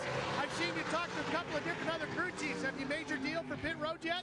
Yeah, just went down and talked to Robin, and we got a plan, and if everything goes green here, we're going to stick with it. What are you going to do to the car? I'm going to free it up just a little bit. So we expect Dale Jarrett to pit with Rusty Wallace. Bill Stevens? Yeah, further down pit road, little deal making. Richard Childress, team owner for Dale Earnhardt, and crew chief Kevin Hamlin just got a visit from some nice people from Michael Waltrip's team. Looks like they've made a deal, although Kevin told me, we just told them what we're going to do. They can do whatever they want. The Robin that Todd Parrott talked about is Robin Pemberton, crew chief for Rusty Wallace. Ward Burton will pit this time. Here he comes off the banking. So pit stops are beginning, and Burton, it looks like his Bill Davis Pontiac is coming in alone. Yes, it looked like he is. He was running in third place. His brother Jeff Burton was right on his back bumper, but perhaps he saw the fuel pressure gauge go down a little bit and said, hey, I better get in here and get me some gas. That's just what happened, Ed. We just picked up on the scanner. Ralph is there. Mike, they go to work on the car. They go to the right side of the car first. That is where Tommy Wallace and Tommy Baldwin Jr., the crew chief, go to work on changing the tires. They come around to the left side. They go to work on that as well, getting all the gas into the car as they can. No changes to the chassis, and he's down and away. Derek Cope is also in. Robert Presley, Rick Mast, and rookie Dave Blaney are making pit stops. The leaders stay out as we come around to complete 87 of 200 laps here in the Daytona 500. And all these teams that are making pit stops now are holding their breath, hoping that the leaders have to come in and stop before a caution flag might come out and freeze the field, with the teams that are stopping now a lap down. And I would bet, Ned, that everybody out there sent a runner up to see what the tires looked like on Burton's car when he took them off then. Absolutely, and of course it's almost impossible to make a pit stop here without going a lap down. And here comes Mark Martin. He is third in line. Remember, he lost a lap making that green flag pit stop. If he can get past Rusty Wallace and Dale Jarrett, he'll be in the safe zone. He'll be back on the lead lap. And if the caution flag should come out, he'd get a free pass all the way around to the back of the pack on the lead lap. And I predict that he's going to be the leader of the race after these other guys have to stop. Of course, he's going to be left out there with nobody to draft with, and don't know how much that might play into it. Dale Jarrett has a new pit crew. The tire changers and Jack Mann and tire carriers last year worked for Jeff Gordon. They were 5 of the Rainbow Warriors. And during the season, they shopped themselves to various car runners as a unit. And Robert Yates says, well, I've got a good crew pitting Dale Jarrett. They were good. They won him the Winston Cup championship. But if I could get these guys to work on the car just on weekends and have the fellas who also work all week in the shop just concentrate on that job, what might we have? And we'll find out because he's hired them. Jeremy Mayfield making a pit stop. Ken Schrader just went out of the pits making his pit stop. A penalty on Mayfield. You see the red jacket? That's the NASCAR official holding Mayfield. Apparently came down pit road too fast. Other cars coming in right now. Michael Waltrip coming down pit road. So is Dale Earnhardt. Jerry Nadeau. And the 24 of Jeff Gordon, who's many laps back. Here comes Dale Jr. Mike Skinner is in. Johnny Benson, Bill Elliott, John Andretti, and Ricky Rudd are pitting on lap 89. Bill? Dale Earnhardt is in. You're watching the oldest average age pit crew in Winston Cup. 38 years old, but they can still get it done. They'll do 4 tires. Dale says that the water's not hot enough. At some point, they're going to try to get some tape on the front of that car to make it run a little bit warmer. No chassis adjustment. Fuel is in the car. Electric tire hung up just a little bit. That slowed them down as the last drops of gasoline go into the number 3. He's good to go. Jimmy Spencer, Scott Pruitt, Robbie Gordon also came in on this lap. Kenny Irwin is in, and Elliott Sadler for the famed Wood Brothers. Here's Joe Nemechek making his pit stop. All these are green flag pit stops. Sterling Marlin is in, but the leaders continue to run. I wonder how long they'll continue to run, Mike.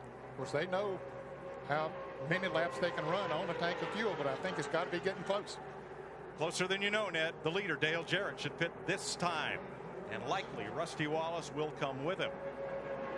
You can go ahead and count on that. The 3 leaders will come down pit road. I guarantee you Rusty Wallace will come in with him. Matt Kenseth is in as Kenny Schrader leaves. They're working on Steve Park's car here, the number 1.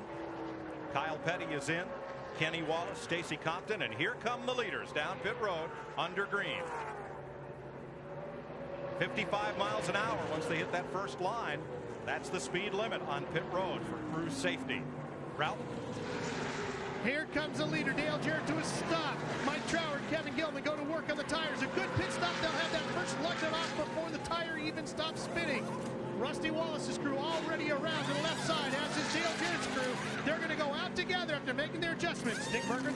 Tony Stewart is in his pit, as is his teammate Bobby Labonte in front of him. Stewart stopped just a bit short because the 31 of Skinner had already pitted. That ensured he would not get blocked in. Oh, Stewart has stalled the car on pit road. Oh, and now he's hit a tire. He is pushing a tire up pit road. He's wiggling the car, trying to get rid of that tire. He's still got it. It's finally gone. Oh, a tough break for Tony Stewart. Tough break. Pushed that tire all the way up pit road. And look what that will do to the front valence, the front spoiler on Tony Stewart's car. Boy, you know, when you do that, you pick that tire up and there's so much friction there. 9 out of 10 times it'll bend the middle part of that valence in, and that makes the car very hard to drive. Chad Little picked up the lead in the Daytona 500, not having yet made his pit stop. Led that last lap by. 92 laps complete. Here's the tire being pushed back behind the wall. Now that was a tire that had been taken off one of the car as Chad Little surrenders the lead and makes a pit stop. And the tire carrier takes that tire off and sets it down flat so it doesn't roll. And apparently it was set down out in the lane to where Tony Stewart collected it and just shoved it like a hockey puck the length of pit road. Early damage to Wally Dallenbach being taped over and a new nose piece going on there. Trying to improve the aerodynamics. And Ned, so far that championship pit crew that Dale Jarrett has hired is really making a difference. Right now he's pretty much out there right by himself. Rusty's trying to catch back up, but this car's motoring. It is, but he's running behind Mark Martin, who had made that pit stop earlier, and we predicted that he'd be the leader after these pit stops. All right, let's see what happened to Tony Stewart. Look at the orange car on the right side of your screen, just behind his teammate, Bobby Labonte. Okay, the trouble is this tire right there. He's going to pick it up and take it right down pit road. That was, I believe, the right rear tire from Bobby Labonte's car. You know. And what happened to Dale Earnhardt? Here's the fuel man finishing up with that first can. Here comes the second can. Oops. Missed. He slipped. Slipped and might have spilled a bit of gas there on the first can, and the fuel man slips in it, misses the receptacle. 93 laps are complete in the Daytona 500. Mark Martin is the leader. This CBS Sports Race Summary is sponsored by Budweiser, the official beer of NASCAR. Hey, race fans, this Bud's for you. 95 of 200 laps complete, 237.5 miles. 6 leaders today. The lead has been swapped 7 times, and the speed is near Baker's record from 1980 of 177, 176.8. Just one caution to date for 3 laps, and only one of the 43 starters. Bobby Hamilton is out. Incidentally, he's left the track. He was not feeling well. Neither the car nor Hamilton. Sick when he pulled off on pit road. Let's get back with Mike Joy. Ken, we're just 3 laps from halfway, and Mark Martin and the rest of the drivers who pitted early can now breathe easy. All of the drivers have made this pit stop, so the car's on the lead lap from Martin on back. And look at the pit summary. The key figure is here on the right. Dale Jarrett and Rusty Wallace went in the pits together, but here you see that Jarrett spent 2 seconds less time on pit road than Rusty Wallace, and they're 2 seconds apart on the racetrack. Pit stops have become so important to a race team's success. We asked some of the drivers, what does losing 1 second in the pits to your competition mean when you get back on track? Well, if you look at how far we travel in a second under green flag, it's almost a football field, if not more than a football field. So if you lose a second on that stop, that may make the difference whether you stay in a group of cars or if you are the first person that's fell off the back of that pack. If you lose a second on pit road, it's more like losing 2 or 3 seconds on the racetrack. I believe it is very hard to make that up. You hope that if that happens, that you still have somebody that you can draft with, because if you get out there by yourself, you're pretty much done. You're probably going to go a lap down. On and off pit road is very important. Pit crews are the most important, and it's a whole lot easier to pass a guy if he's sitting on the jack, getting his pit stop done when you leave than it is on the racetrack. Not just here, but anywhere. Rusty Wallace was faster down pit road, but Dale Jarrett's actual stop was 2.5 seconds quicker than Wallace's, and there's the difference. Once they get back up to speed, Rusty Wallace has now trailed Dale Jarrett by 1.2 seconds. That's a long ways to make up back on track. Well, and the other thing it did is brought him right up behind Mark Martin. They're drafting right now, and it's going to be tough to run them down. Halfway point coming up here, $10,000 bonus from Gatorade for the driver who leads this lap, and it looks like it will be Mark Martin. Well, that early pit stop for the blistered tire looked like a tragedy for Mark Martin, but after this round of pit stops, he has the lead, and I'm corrected from Jarrett. Back to Rusty Wallace is 2.1 seconds. There's Scott Pruitt, one of the rookie drivers, going a lap down. That'll leave us 30 cars on the lead lap at halfway. Now, when this will show up as a difference, Mark Martin pitted at lap 80. Jarrett pitted 11 laps later. So this run by Mark Martin, if we stay green, will be shorter than Jarrett's. It will be, and could leave Jarrett out there by himself with no one to draft. Cross flags indicate halfway to the field. Ned, I got to tell you, that 2 car is just a little ways back, just about a second. So if he gets out there by himself, I think Rusty can maybe help him there. So it looks like the game plan may get back together before it's all over. And as the cross flags were shown, Morris Metcalf, 6 decades a NASCAR official, there in the Pepsi scoring tower, took off the headset, handed it over to Tim Hudson, NASCAR's new chief scorer. The headset is passed. Well, I'll tell you, he's had a remarkable career. He was scoring races when I was racing. Only 2 official head scorers in NASCAR since it started. Joe Epton, and then he passed it on to Morris Metcalf, and now today, Morris Metcalf passes it on, as you said, to Tim Hudson. And a very dignified man, too. I went in there many a time with smoke coming out of both nostrils, and I'd say, I know I beat this guy. And he'd say, buddy, you didn't beat him. I just go on back to my car. I didn't argue with him because he was always right. And until recently, scoring was all done by hand on scoring lap charts, one for each car, and tapes were done of the car. Each car as they passed the start-finish line. Morris's nickname was Morris Never Missed One Yet, Kev. There you go. Of course, it's done electronically now. Each of the cars has a chip on them as they come across the start-finish line. It'll register, but they still have a score for each driver in the scoring stand there as a backup situation, just in case the electronic deal should not work. 102 laps, Ned. Mark Martin leads Dale Jarrett and Rusty Wallace, 3 of those fast Fords out front. Michael Waltrip, Ward Burton, Dale Earnhardt in 6th, Bobby Labonte, Tony Stewart, despite playing hockey down pit road with that errant tire, is 8th. Jeff Burton is 9th, and Joe Nemechek is up into the top 10.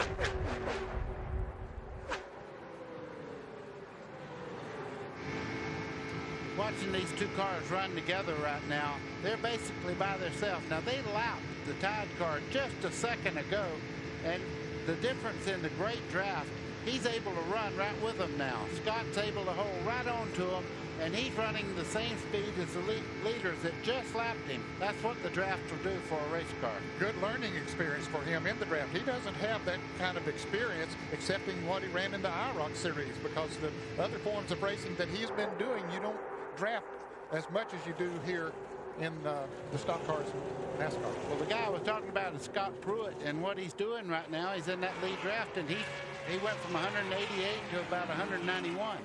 Trouble on Jerry Nadeau. He had a great early race, but it's still a rough ride here at Daytona. The bracket welded to the chassis to hold the rear shock absorber on. Well, it's broken. They've had to make repairs and try to get Nadeau back out there. Boy, he had such a great run going. Dick Berggren. Well, we just had pit stops, so you might think it's too early to make deals for the next one. Not for Tommy Baldwin, who is the crew chief for Ward Burton. They are getting absolutely terrible fuel mileage, so they're going to have to come in fairly early. So Baldwin came down to Mark Martin's pit and said, how about we all hook up together? Remember, Martin had that bad tire. He pitted early, so they are going to try to pit together. It's a long way down the road, but that's the game plan. To Ralph. I just talked to Todd Parrott, crew chief for Dale Jarrett. I said, what are you going to do when you have Mark Martin disappear and you get hung out by yourself? Are you going to try to hook up with Rusty? He says, nah, we're just going to try to stay out there by ourselves and hope we can get it done. 105 laps complete. Mark Martin in the lead. And CBS Sports coverage of the Daytona 500 continues after this message and a word from your local CBS station.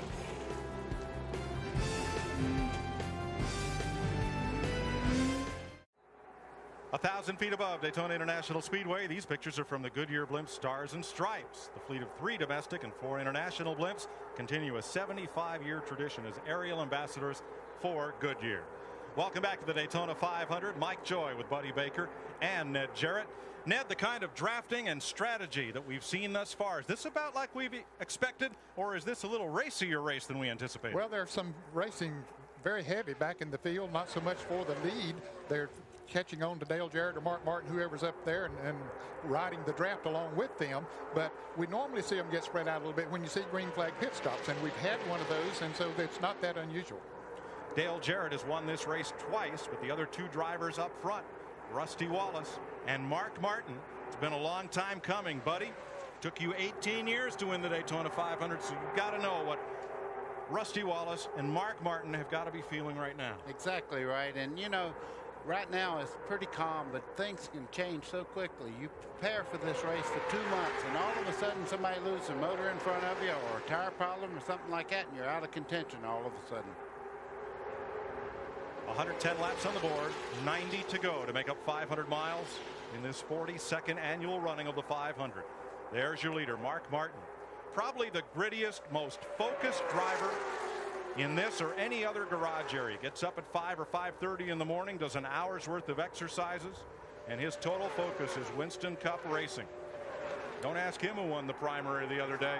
His focus is right there in the garage area. You got that right. And when I first met Mark Martin, he weighed about 110 pounds, and his arms were about the size of most people's wrists.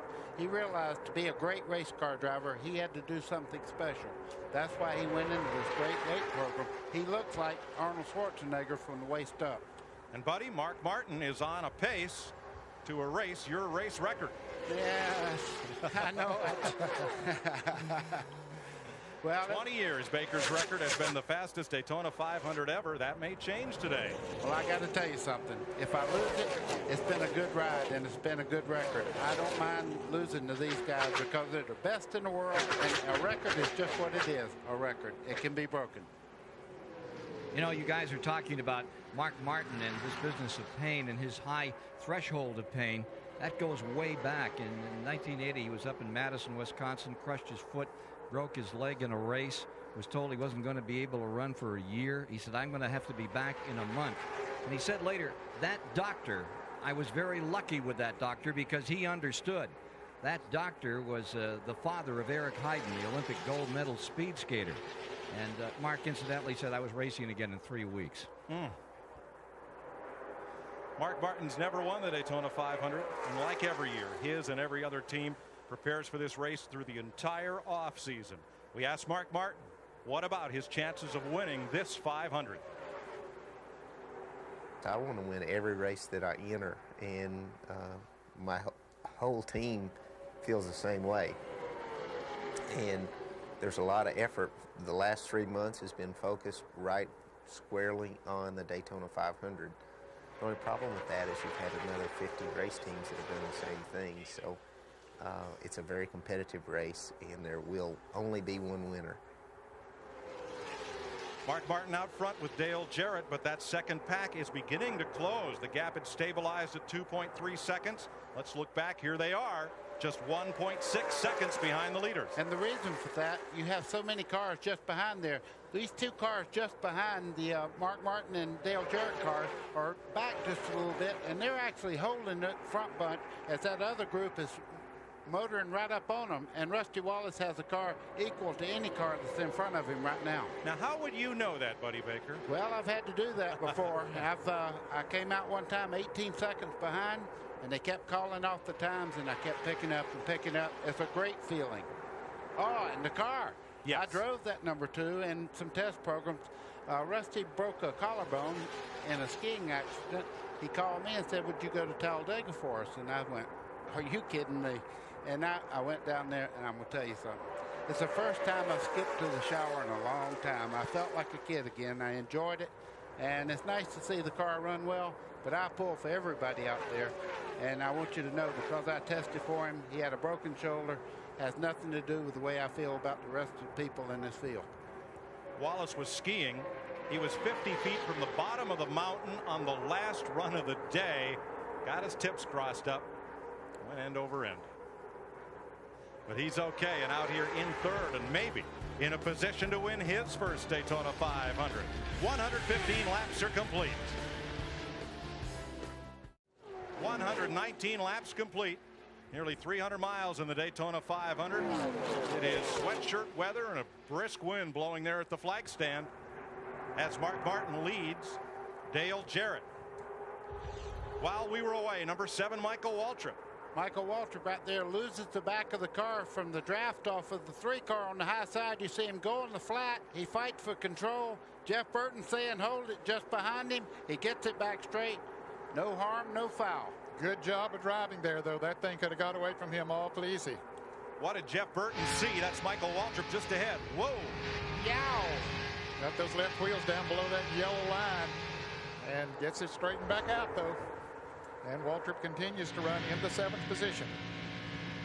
Let's ride with him with that Nations Run onboard camera.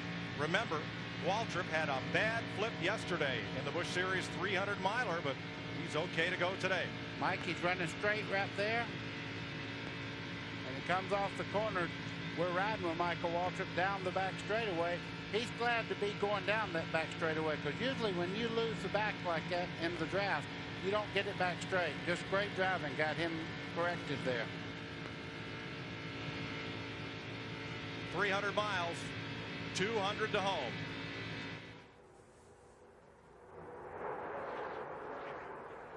There's Earnhardt with the 99 of Jeff Burton.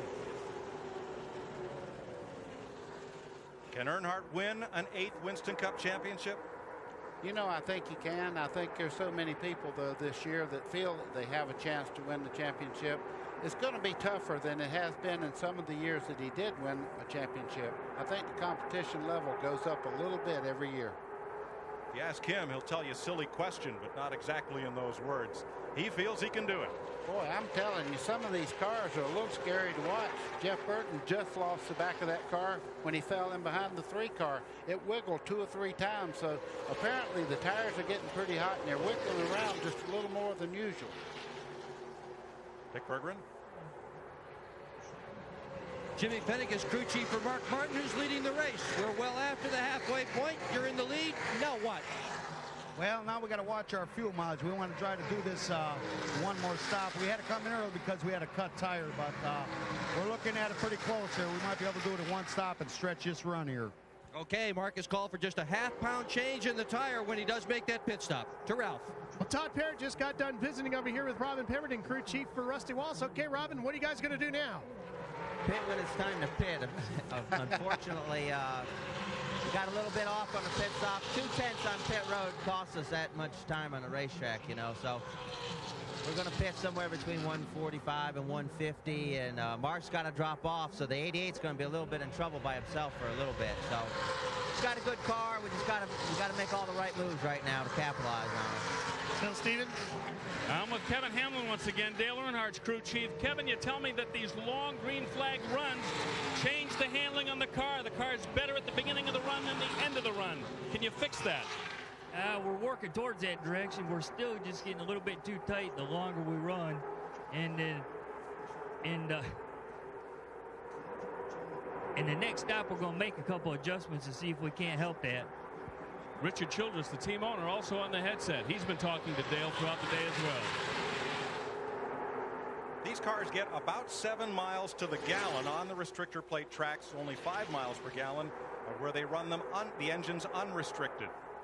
You wouldn't settle for that in your family sedan, but then you don't commute to work at 190 miles an hour either. No, that's for sure. And these cars, they go forever on fuel, as you say. 124 laps complete. Mark Martin with Dale Jarrett in his draft, and Rusty Wallace now just 1 second back of the lead.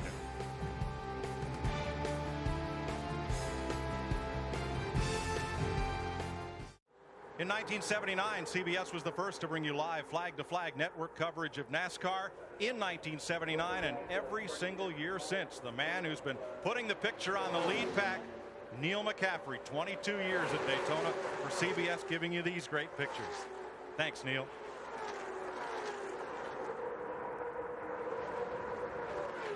...128 laps. Going to be at least one more pit stop. And only one caution flag today. Lap 33, oil from defending winner Jeff Gordon's car. Brought out the first and only caution. And I'm watching Rusty Wallace. He'll run these guys down, and all of a sudden he'll just take off. I think he's having some kind of problem. He had caught the lead pack twice. Now he sits 0.8 of a second back. Now 2 latch cars are in this front 4. Elliott Sadler 21 and Scott Pruitt. Let's have a look at the 12th place car. Excuse me, Ken Schrader is now in 13th position, and here's our wrenchhead.com telemetry on board Schrader's Pontiac. 185 there as he comes off the corner. 186, 87 as they go through the dog leg here in the front straightaway. 191, 92. But we saw. Do I hear 94? No, but we saw numbers 195 when they were on fresh tires. That was the point I was making. Normally, the front part of the straightaway here in the trial is the fastest part of the racetrack, and it's getting a little help today from a tailwind blowing from east to west. So that's really shooting them up there, going, and even after they've run this long on the tires.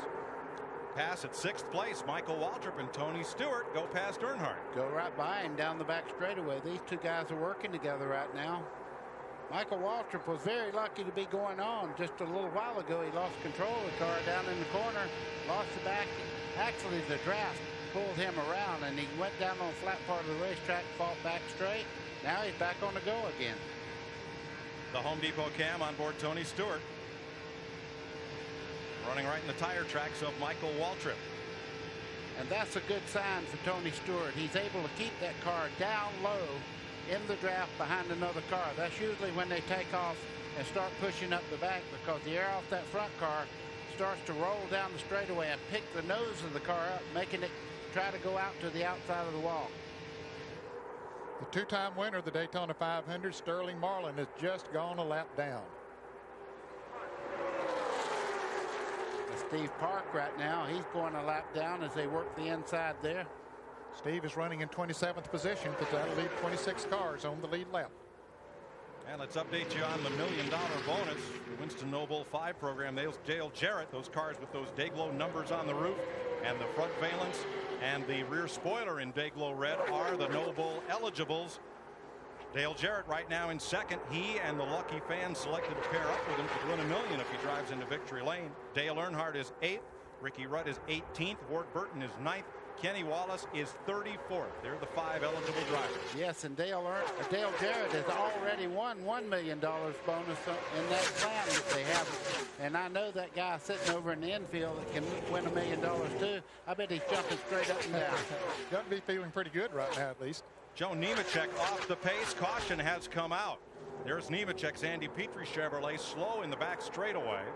And this has to be a break for Mark Martin, because Mark had to be coming in before too long because he was off sequence. Now he'll get back on sequence with everyone else as we see Nemechek continue to come around the racetrack. And Ned, he is the reason for the caution flag. Fluid from his car noticed by the observers in those 76 balls around the racetrack at each corner. And NASCAR, in the interest of safety, brings out the second caution of the day. saw on the telemetry he'd shut the engine off. Some front end damage to his Chevrolet. A couple of cars got laps back there. Elliott Sadler and Scott Pruitt got back on the lead lap. Steve Park liked about a half a car length of getting his lap back. The problem's under the hood, and Nemechek has radioed in. He thinks the engine's blown up. That would make him only the second retiree from the race, joining Bobby Hamilton. We have this second yellow flag. Lap 133. And boy, this is a welcome yellow flag for a lot of drivers out there that would need to come into the pits, get some adjustments on those cars. But looking toward the end of the race, Ned, if they stop now, they'd still need one more pit stop. Yeah. 67 laps to go. You're right. On a pit stop, Fritos takes you inside the race to show you. There's the NASCAR official as the team changes right side tires.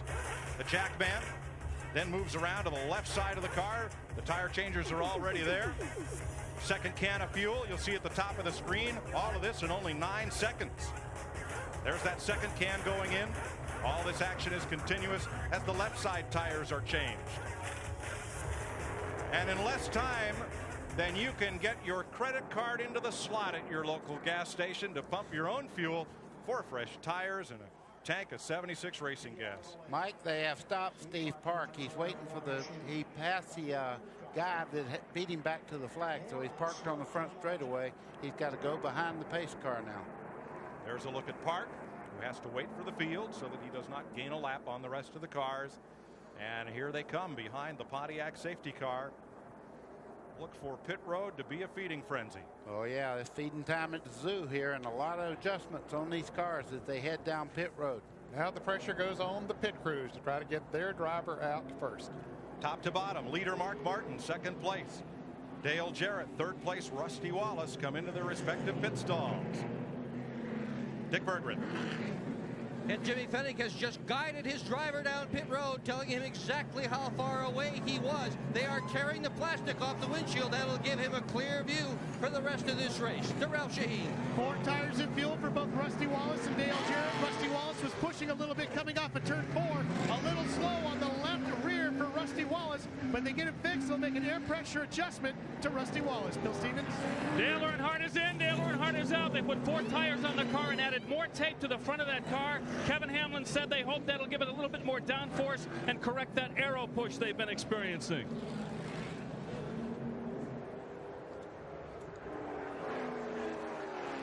Mark Martin leads them off pit road. There's Ricky Rudd, who picked up a bad push early. The outside pole sitter, that black number 28, trying to win his first Daytona 500 in his 23rd try. And at 134 laps, we're under the second caution of the day. We'll be back with you live on CBS after this. This CBS Sports Race Summary is sponsored by Haviland. Add more life to your car. In the 42nd running of the Daytona 500 with 135 laps now complete, 337.5 miles.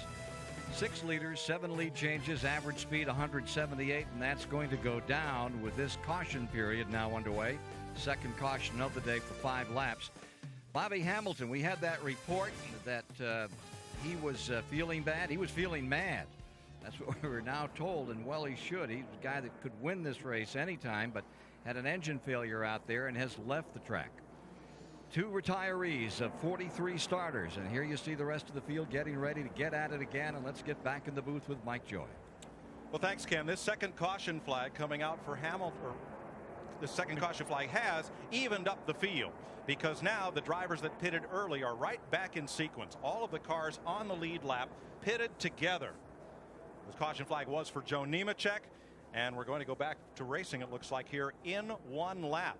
Bobby Labonte has been penalized. He will get a stop and go penalty from the NASCAR officials. During the tire change on Labonte's car, one of those tires rolled out into the pit lane, and that's a violation. Let's look at what happened. Labonte's will be the green car. There goes the tire. Unfortunately, everyone was able to miss it. As if you have Michael Waltrip coming out there, he misses it. Here's what Mike Skinner saw.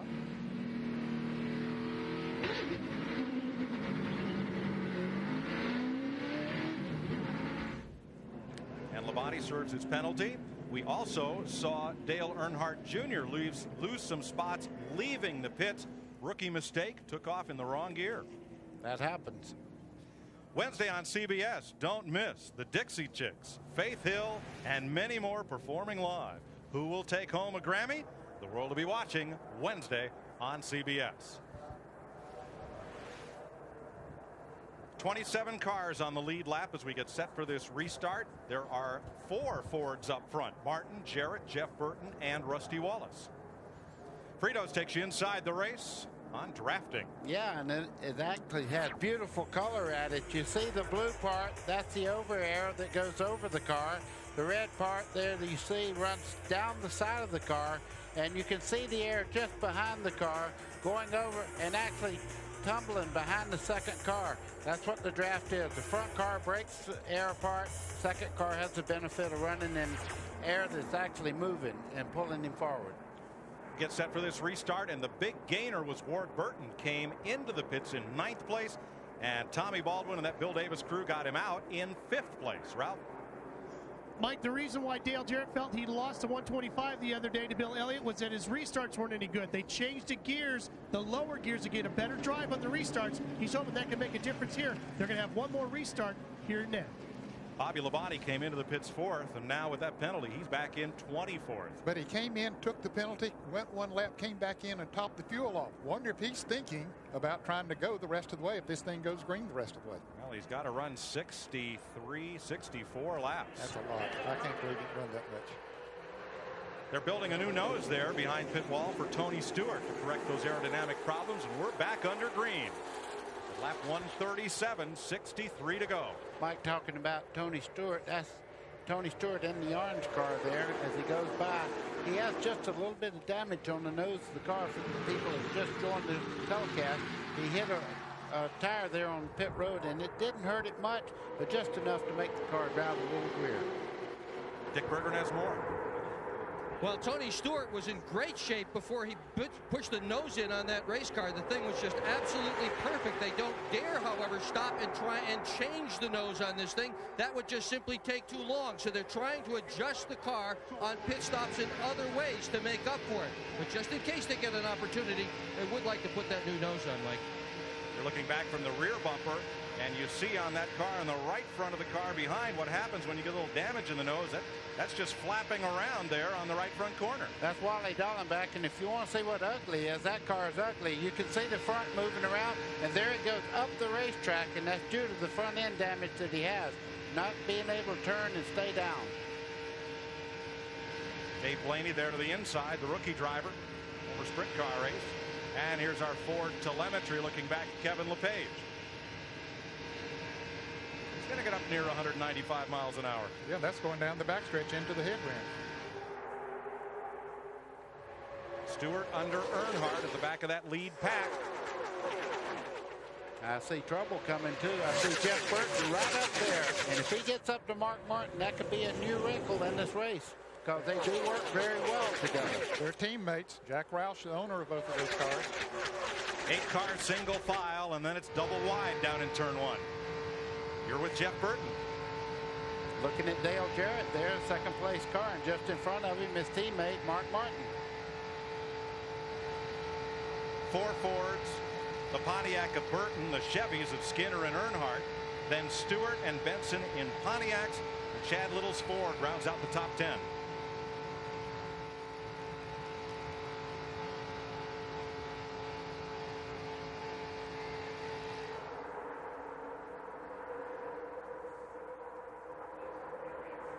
Martin on point.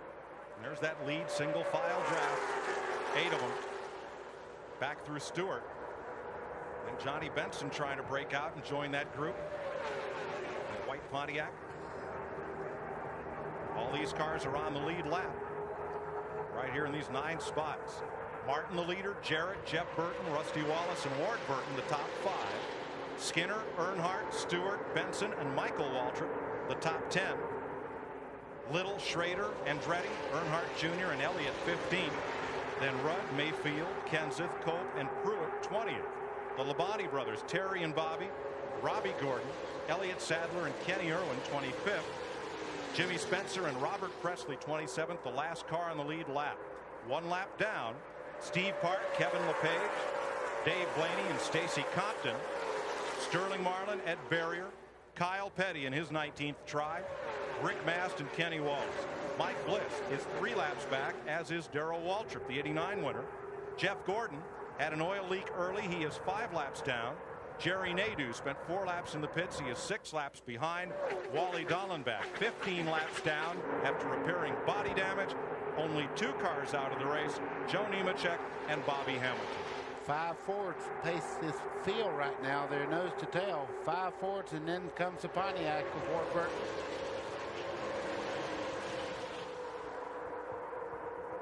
Early this week, the Fords dominated qualifying. They won both of the 125s. How much advantage, if any, Ned, do these Fords have now? Well, we see 4 of them out front there right now, and then we've seen the Fords up front all day long, so apparently they might have a little bit of an advantage. But you have to look at those race teams that have Ford race cars. Those drivers and teams are always up front, and but you know, normally you see Earnhardt running up front, and of course Gordon had his problems earlier, so that certainly hurt the Chevrolet's chances here today when he had his problems. But I believe the Fords might have a little bit of an advantage. Buddy, there's 58 laps to go, and the Fords have led all but 3 laps today. Yeah, but you touched on something, that the Pontiac and the Ford are basically the same car that they've worked on for several years now. This is a brand new car that Chevrolet has here. I'm sure after they work on it a little bit, even next week where downforce is, you really need a lot of downforce, I think the Chevrolet's going to be okay. I think they have to evaluate this thing a little further into the season. They could even have an advantage when you go to the flatter racetracks and take the restrictor plates off of the cars with the downforce that they have on those cars. I think they look forward to going to Rockingham, Las Vegas, Atlanta, and some of the other tracks. You're riding with Dale Earnhardt Jr. in 14th place, but you see right on pace with the race leader as Mark Martin tows them around in that big draft. Stacy Compton there in the 9 car. You can see they move around quite a bit. It looks like a Sunday ride from this angle, but when you get really close, you see these cars jumping around quite a bit. Well, it's Sunday, but what a thrill ride. Junior alongside John Andretti. Heavy racing back in the pack. Oh boy, and every time I see them get 3 wide like that, you know, you talk about a recipe for a wreck. When they're running 3 wide and the racetrack is starting to get slick now, they've got a lot of rubber out there, a lot of oil that's been put on the racing surface, and the cars start moving around. You see them 3 wide, it really makes you a little nervous. And here they go again. Probably the most frustrated driver in that second group is Bobby Labonte. Remember, he had to serve a penalty for a tire rolling across pit road. He restarted 18th. But Labonte is trying to come to the front. He's restarted 24th, and he's up to 15th, but he's trapped in that big clump of cars while driving a fast one. Dick? Well, Bill Elliott, who started on the outside of the front row, had gotten himself slid back earlier in the day. His crew says the car is just fine. All he needs is a little track position. But I guess everybody who's not first needs a little track position. True enough. 55 laps to go. Elliott up on the high side. Ralph Shaheen. Mike, Bobby Labonte had dropped down on pit road to top off fuel before this last restart. Jimmy Makar, his crew chief, radio back in and said, Bobby, you're still 1 lap shy of being able to go all the way. And he told him to try to save some fuel. He can do that by working the draft. Boy, that is stretching it. That's going a long way. But if there's one team that can do it, they are it. I didn't mean to interrupt. That looked like we saw a caution being made there. Dale Earnhardt Jr. was almost collected then. He moved over just a little bit, almost made contact to the car to the outside. There's Ricky Rudd coming up on the back bumper of our Circuit City Cam on board Bobby Labonte. Labonte's now climbed to 13th place after restarting 24th. He is in heavy traffic now, running side by side. That's Steve Park in the yellow car on the outside. Here comes Ricky Rudd right up on his back bumper. Said, I'll help you a little bit. Oh, I love that. That's what this racetrack's all about, working together, pushing a guy down the straightaway. You'll see 200 RPM gain when you push a guy like that. And on the straightaway, that's fair game. That's considered help, right? Well, I always used to beg them, come on, let's get going here and get away from these people. Our Texaco Haviland Cam with Ricky Rudd. Now in 15th position. Rudd started on the outside pole. after winning his Gatorade 125 here Thursday. 53 laps to go. CBS Sports coverage of the Daytona 500 continues after this message and a word from your local station. A look at the caution light controls in NASCAR control high above the start finish line. And the man with his finger on the button of NASCAR Racing is Senior VP Chief Operating Officer Mike Helton. I mentioned the NASCAR president Bill France Jr. was at the drivers meeting and looking good. Steve Park has a problem there. He's overheating. You can see the water pumping out of the right side of that car as he heads down in turn one. These people behind him have to be getting that on the windshield and going, don't do it, don't do it. Because when they do that, they're fixing to blow up. Ricky Rudd is the guy that's right behind him there right now. Has to be concerned because he's got to be, yeah, you can see he's getting the windshield. Starting to see it get moisture on his windshield, and sure enough. I know for whence I speak, believe me. I have looked up there and just almost have a heart attack when you see your windshield getting covered up like that. Now, you know Rudd's been calling to his spotter, get me low, get me down to the low lane away from him. But an opening just cleared in the bottom lane, and Ricky Rudd lost a couple of spots there. Steve Park, if they boil all the water out of that engine, is going to lose it. Well, he's definitely losing water right now. He may back out of that heavy traffic there and cool it down some and not get rid of all the water, but if he pumps it out, it'll blow up. Now there you see the radiator overflow is at the right base of the windshield. And the reason they put it there, if you're not looking at the gauge, they look over there and they see that it really just starts fogging the whole right side of the windshield up, and you will see it. You see him pulling over right now. So Park, the former runner-up and most popular driver in NASCAR's modified series in the Northeast, will have to come to pit road. 8 drivers now have broken away. You see that lead pack as they come to the start-finish line there, led by Mark Martin. They've broken away. Tony Stewart's car ran up there with them for about 10 laps after this caution flag, but he can't keep up anymore. Cars in that lead pack are Mark Martin, Dale Jarrett, Jeff Burton, Rusty Wallace, all in Fords. Ward Burton's Pontiac, Dale Earnhardt, Mike Skinner, and how about Johnny Benson? Johnny Benson is running a great race right now. Talk about hot. Yes, that's hot. There's Steve Park. Came into the pits, raised the hood. Old unfaithful. Oh, that's mean. Talking about Johnny Benson, that's him in the 10 car right there. And you see that car is really on a mission today. Johnny Benson had been written off pretty much, and he got in this car, and he has made a difference. He has, buddy. He came to Daytona without any writing on that car, just a plain white vanilla car. But with the qualifying run he had, his performance in the 125-mile qualifying race has got him sponsorship there from the Lycos people. We understand is for the year, so good for him. We used to call Benson the bespectacled ASA champ from Michigan, but he had that laser eye surgery over the offseason. No more glasses. So it's worked out great. Yes, and you know, he won the championship in Busch Grand National. He's a very talented race car driver, and from what Bobby Allison told me, his father was some kind of race car driver. Now here is Bobby Labonte. Labonte, remember, restarted back in the 20s, but he's come to 12th, and caution is out. I understand that John Andretti might have scraped the wall coming off of turn 2. He's still up here in this pack, but he does have, it looks like a little damage on the right side of his Pontiac. And this will certainly change the complexion of this race, because now, if everyone makes pit stops, they can go the distance. And I think it's going to be very critical as to who gets out front. You're exactly right, Ned. And we'll see which pit crews best earn their money right about now. Talk about pressure. Drivers have pressure. When they come on pit road, you want to talk about pressure. These guys, they perform and they perform well. But if you make a mistake, you have to live with it. Look at the damage to the side of John Andretti's car, the left side, where you see those big black, the drivers call them donuts. Somebody got in the side of Andretti. And apparently got him into the wall, because there is damage on the right side as well. But that's probably the reason right there. Somebody got in the side of him and brushed him up against there. Cosmetic damage, buddy? No, that's real damage right there, especially if that right side got in the wall. It's pretty hard to hit this wall in Daytona at 190 easy. 44 laps to go, 43 when they come by, if pit road opens. And there you see the damage to the left side of Andretti's car. That part right there is not the problem. If indeed he did get into the wall, as Ned said, then the right side is the problem, because that's really just a donut.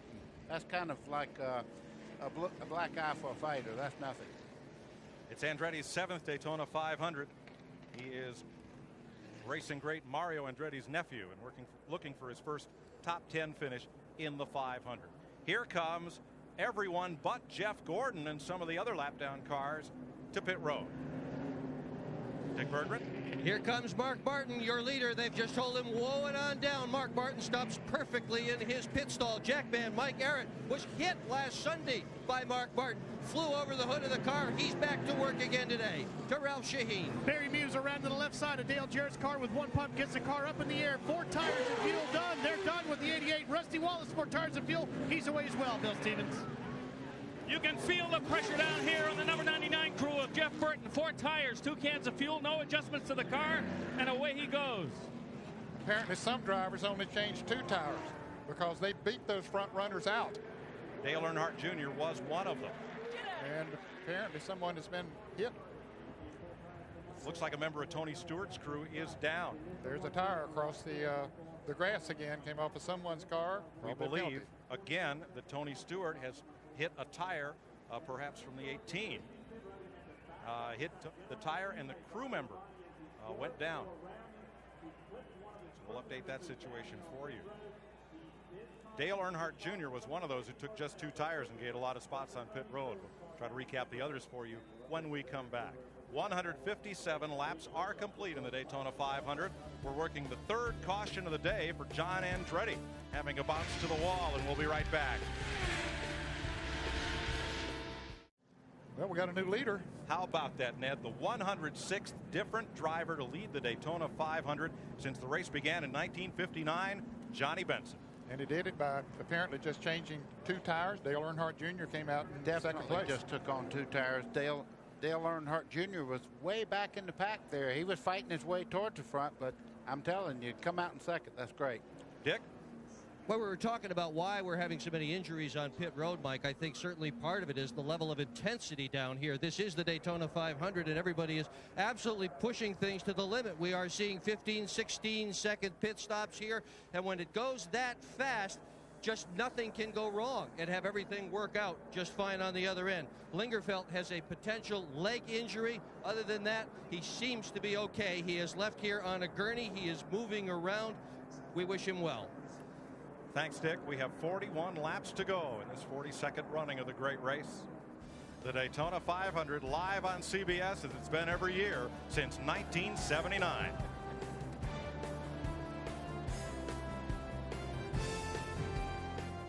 Lap times. 38 laps, 95 miles to go. We're back under green.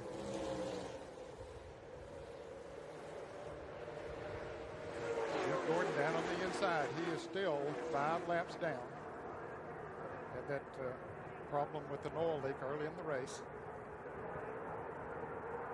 Well, Benson edged out ahead of the field just a bit. Here comes Elliott and Earnhardt Jr.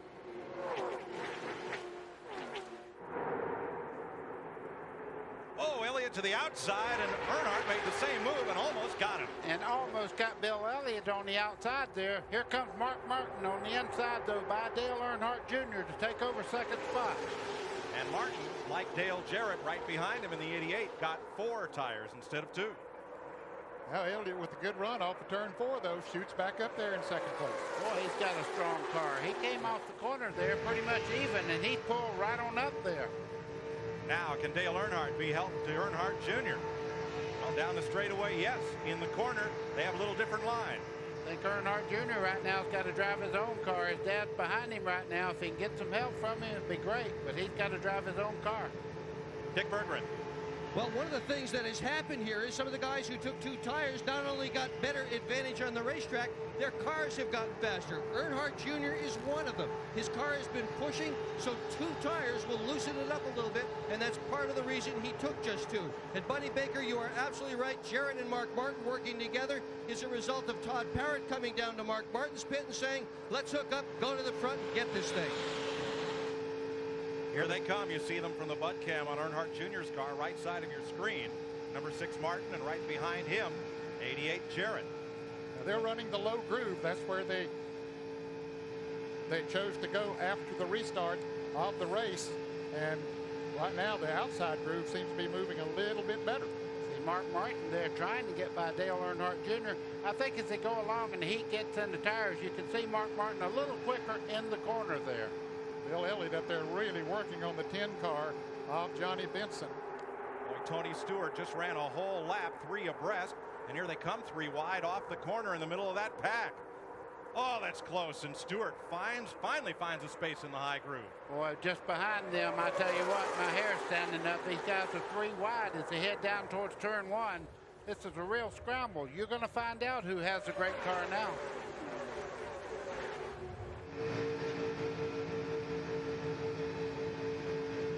From Earnhardt Jr. on the right, looking ahead at Dad. Dad's sitting there in pretty good shape right now. He got by Junior, and he said, let's go. We got to go to the front. He's running out of laps. 3 Fords lead those 2 Chevrolets, and Robbie Gordon now up to 6th.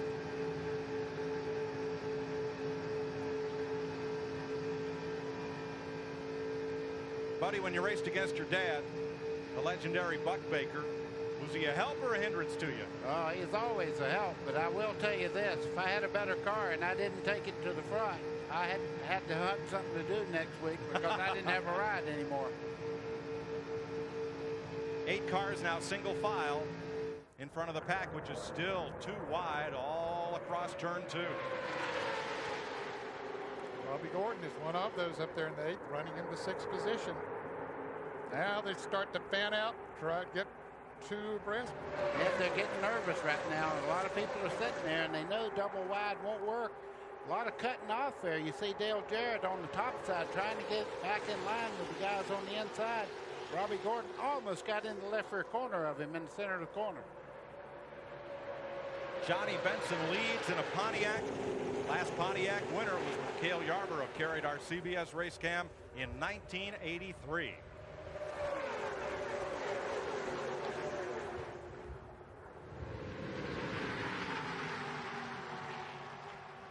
Now it's 7 single file, trying to establish some sort of breakaway, but I'm surprised they're not pulling away from all this double file racing. And they're turning some pretty good laps. Johnny Benson's turning laps faster than we've seen in quite a while since the early part of the race.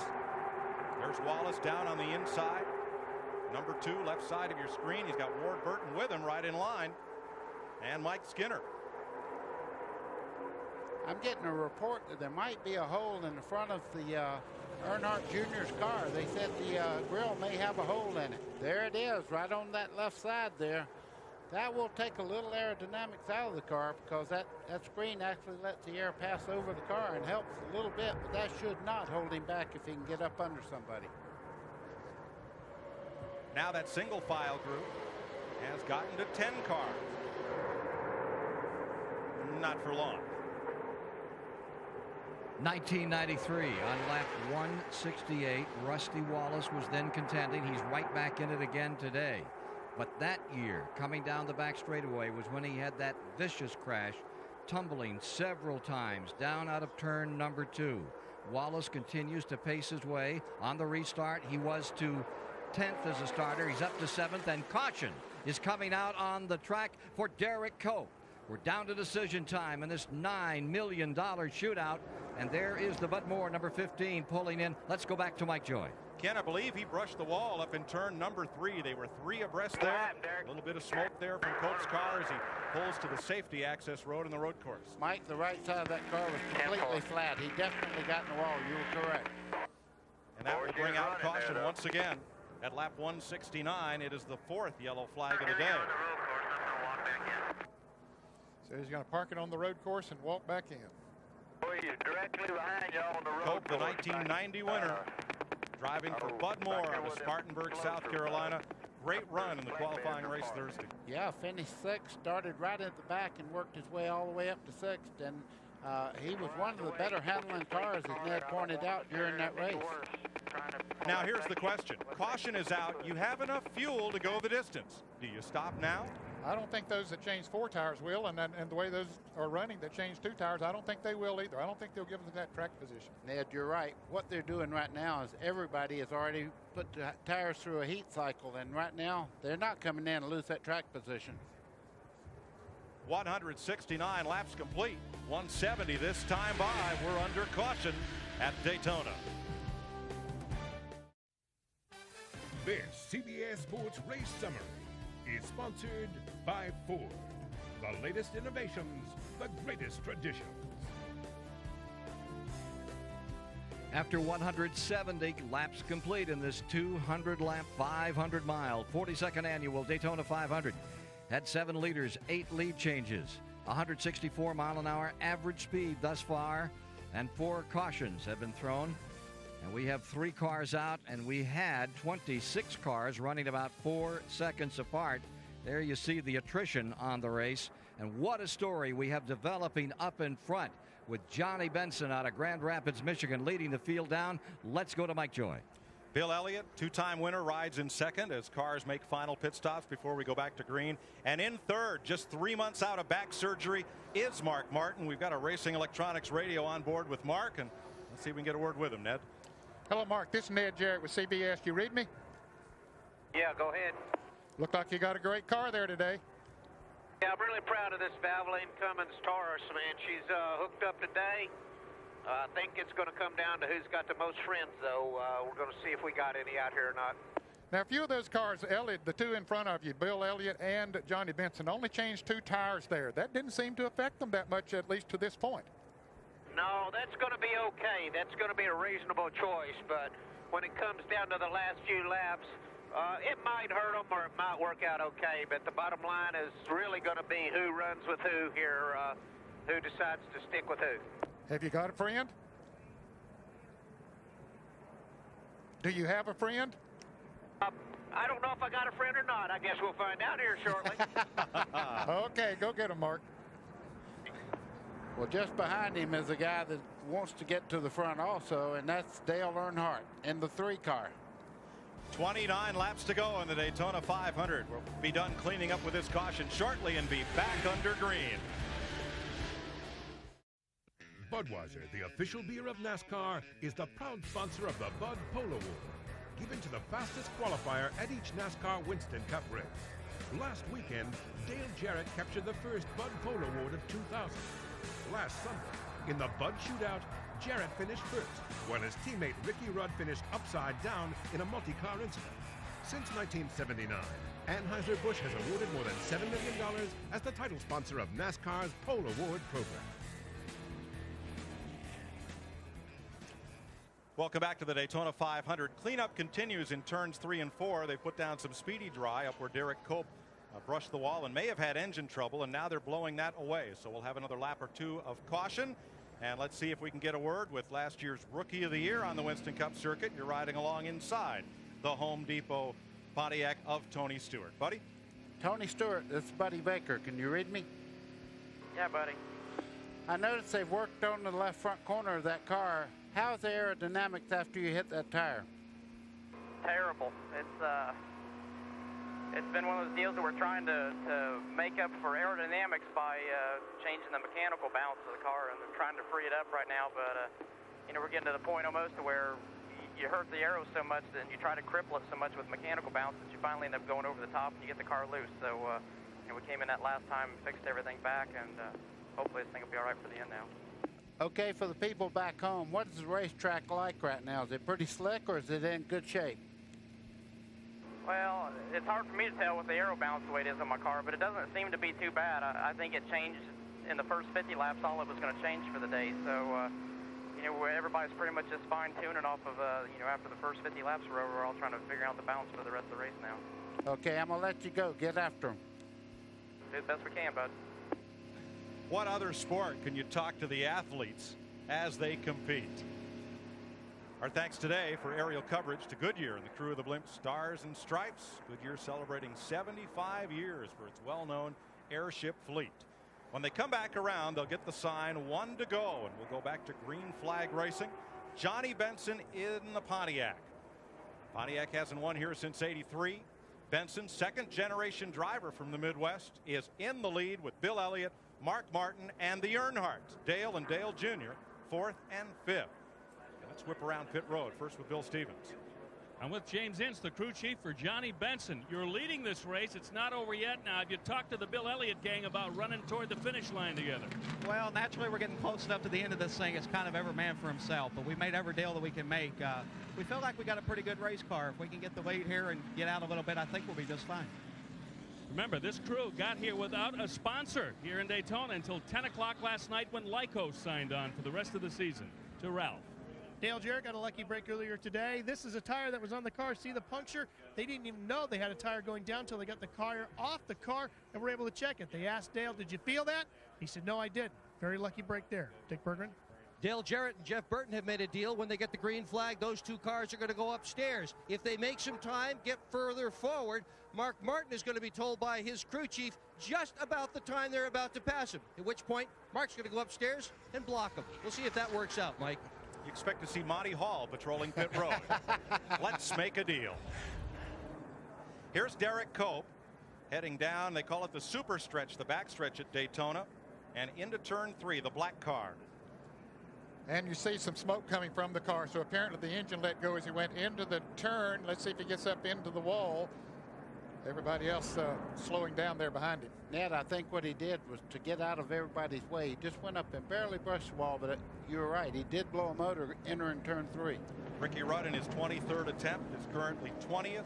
Rusty Wallace in his 18th try to win the 500 right now is 8th. Mark Martin, 16 Daytona 500s, and he's sitting in 3rd. Michael Waltrip 12th. Kenny Schrader, Terry Labonte, Kyle Petty.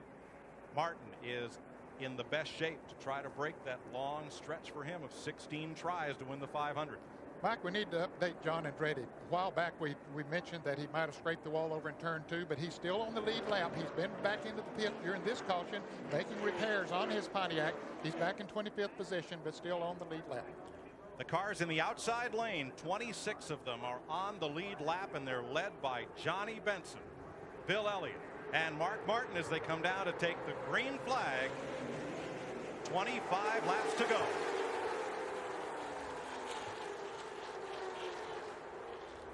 And the best thing right now that Johnny Benson has going for him is Jeff Gordon on the inside right there. They're not able to swing down and get a run on him off the corner there. As they head down towards the back straightaway, you can see Benson's holding them side by side. All week long, Benson's Pontiac has been better out front than when it's been behind other cars. I know one thing, he's making a statement whether he wins this race or not. You know, last year he was pretty well wrote off as not being that competitive on Major Speedway, but buddy, he's making a statement today. Benson was dropped from the Jack Roush multi-car team after last season. As from Dale Earnhardt, we look back at the Busch Series champion and Winston Cup rookie Earnhardt Jr.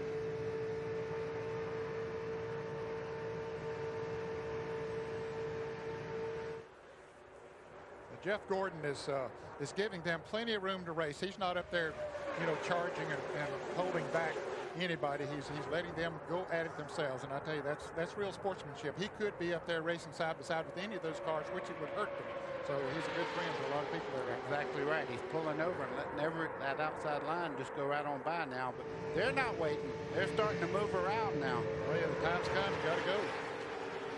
Here's Earnhardt Jr. to the outside of Mark Martin.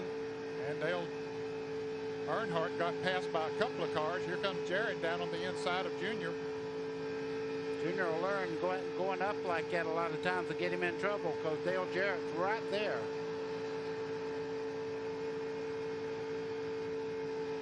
Jarrett forges ahead to 4th place. Two-time winner and fastest qualifier. And defending Winston Cup champion Dale Jarrett.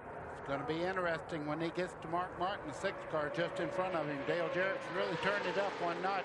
And here comes Rusty Wallace also making a charge towards the front. Roy Burton is making a charge there down on the inside in the 22 car. Now remember, in case you've forgotten, fans are just tuned in, those two cars in front, Johnny Benson in the white car and Bill Elliott in 2nd place, only changed 2 tires during their last pit stop. How much of an effect that'll have, I don't know. We'll see, because the other cars behind them changed 4 tires.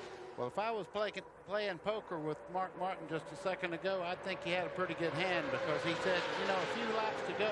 If I have a friend, I think I have the car. Single file, the front six have peeled off from the pack. Benson, Elliott, Martin, Jarrett, Jeff Burton, and Rusty Wallace. Robbie Gordon, number 13 there. And our Ford telemetry on board as he passes 93, rookie Dave Blaney. Well, he didn't hesitate to pull right up in the middle there, that three-car situation, did he? Robbie Gordon go bear hunting with a switch. He's not afraid of anything. I've watched him in the past. If there's a needle, he'll drive through the eye. Here's Martin trying to make a move on Elliott down on the inside as they come to the start-finish line. He brings Jarrett right along with him. Oh, Bill Elliott's going to get clothesline. He is hung out to dry from that lead draft. Yeah, and he's on the high side, and here comes Rusty Wallace also to put him a few more spots back. 6 cars in that lead draft. Bill's going to wind up in 6th place after running second just a little bit ago. Well, now he's got to run coming down the backstretch, depending on, and it looks like he is going to pick up the draft and move back in the 5th place. He gets shuffled back, and so is anybody else who steps out of line. Yeah. But look at Mark Martin. He's right up on the back bumper of Johnny Benson. He wants to make a similar move on him coming off of turn 4. Can he do it? Let's see. Benson holds her right down to the inside, so no place there for Martin to make a move. They were awful close to that outside wall. You could see the dust falling as they come off turn 4. Johnny Benson, your leader, trying to be the 6th driver to score their first Winston Cup win in the Daytona 500, joining Tiny Lund, Mario Andretti, Pete Hamilton, Derek Cope, and Sterling Marlin. We'll be back after these messages and a word from your local station.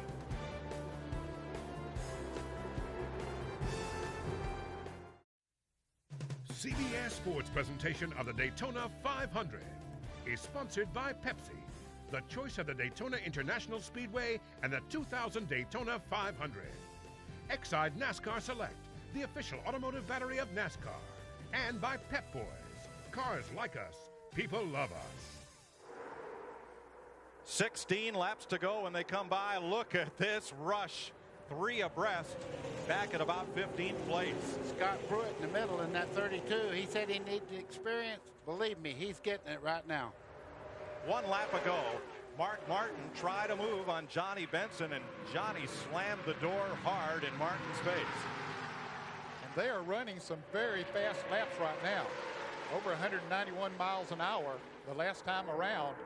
And that's some of the fastest laps we've seen today. And Johnny Benson hanging right in there, holding off that bunch of Fords behind him. Pretty good for a fellow who didn't make the show here 2 years ago. Bill? Mike, you mentioned Johnny Benson slamming the door on Mark Martin after the last pit stop. Johnny told his crew that that car is so good now, he can keep it as low on the racetrack as he wants. And he said, if anybody wants to get around me, they're going to have to get me on the high side. Darrell Shaheen. Dale Earnhardt Jr. is going to get sent to his room after this race.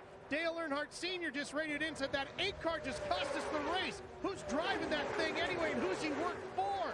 In fact, he's not helping us out at all, guys. He works for his dad, who called that in. And I think he just got slammed in the back by Bobby Labonte.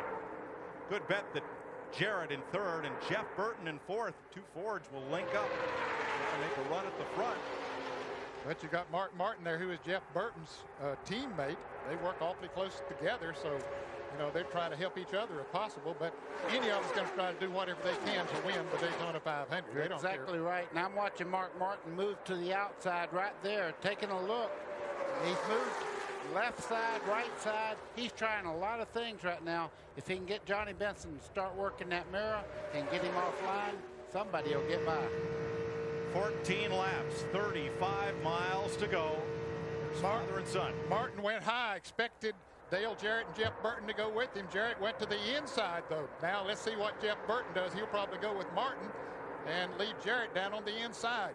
Benson's trying to leave nobody to draft off him. He's trying to close the hole. He does it. Benson gets back to the bottom and hangs on. Mark Martin hung out to dry. Everybody's going by him. When you run at the front, you have no friends. Wow. 13 laps to go. It's not over yet.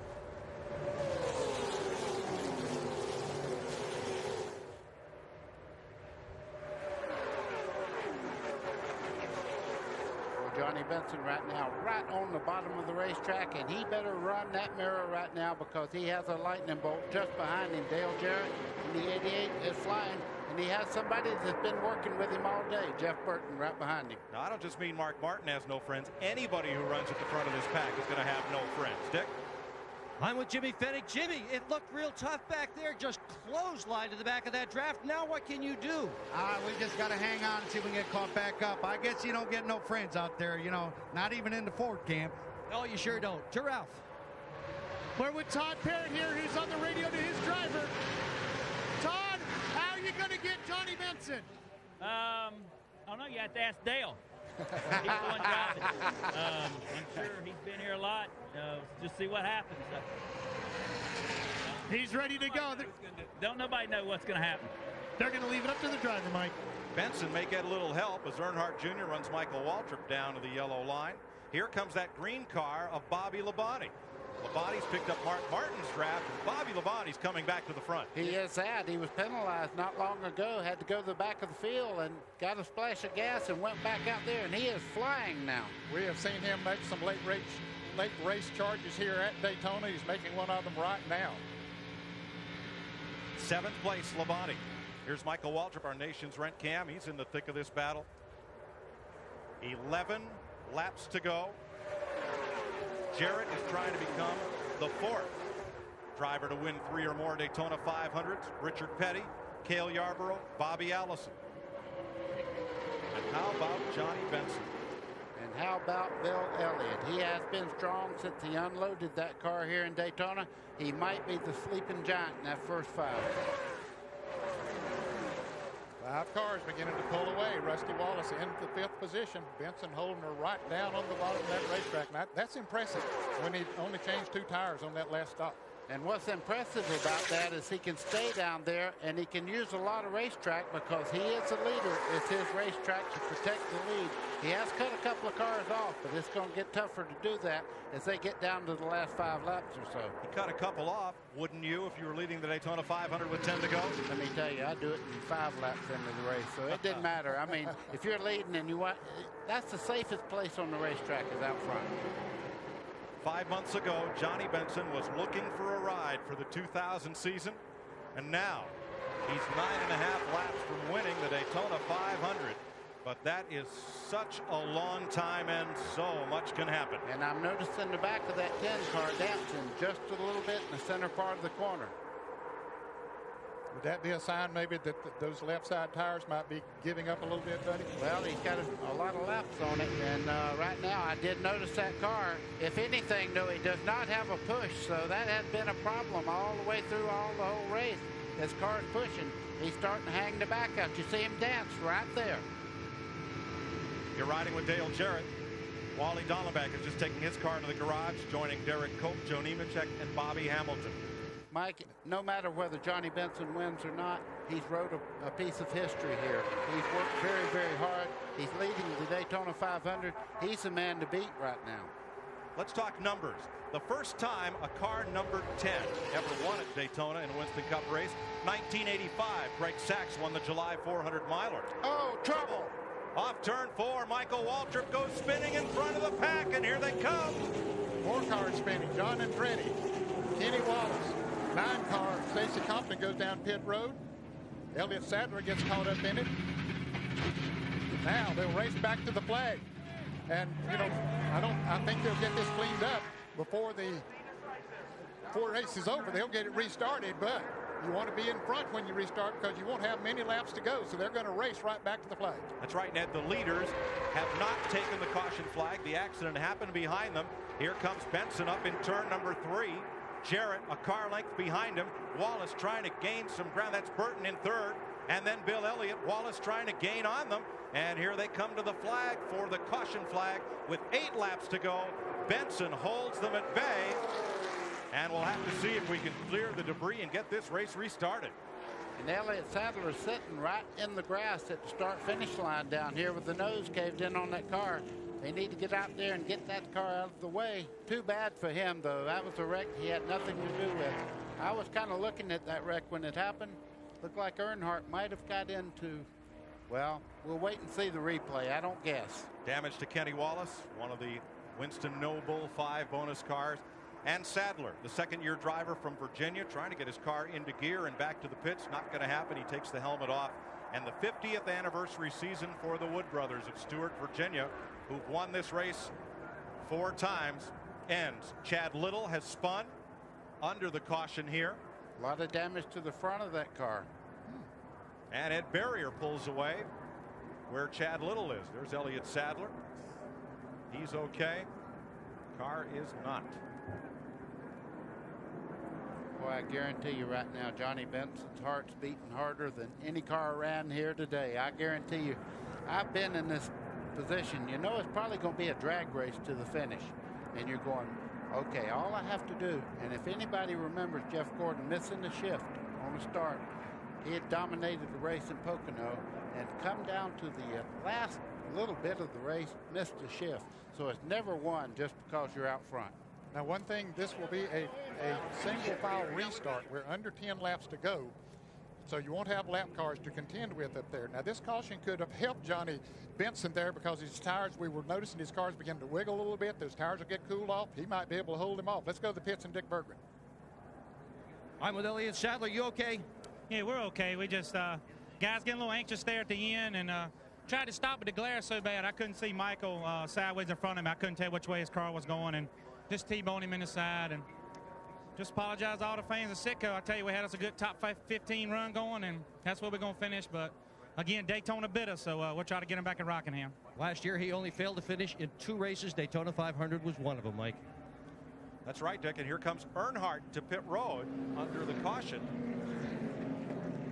along with Robert Presley and several other cars. I expect they'll come in and take on new tires and just see if they can make a run for it here at the end. Well, let's see what happened to bring out the 5th caution flag of the day.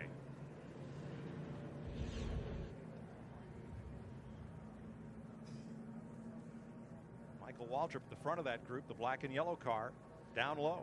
And he gets the run, makes it 3 abreast coming off of the turn. Coming out of the corner there, Earnhardt on the outside. Oh, Earnhardt and Spencer got together. Spencer, yes. Shot Michael Waltrip spinning around right in front of the whole pack. Second day in a row. There comes the 21 car of Elliott Sadler right into Waltrip. Kenny Wallace was down in the infield grass, and there was a car there he couldn't avoid. Now watch that car in the middle, Jimmy Spencer and Earnhardt up high. Poor Michael Waltrip almost stayed out of that, but he got tagged there as they made contact. They came across the racetrack and hit Michael Waltrip. Tony Stewart was touched by an angel in that one. He was right on Earnhardt's back bumper and missed it all.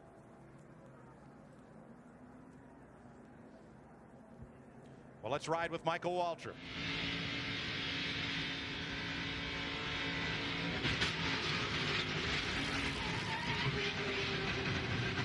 I think he figured that he had those cars cleared, but he was passing coming off the corner there, and all of a sudden it came into him. That's Elliott Sadler spinning after he runs into Michael Waltrip. Nowhere to go. All that smoke right into the sun. Let's ride with Mike Skinner. Wow, he had an angel riding with him too. And that's what you can see. That's a great shot. Michael Waltrip.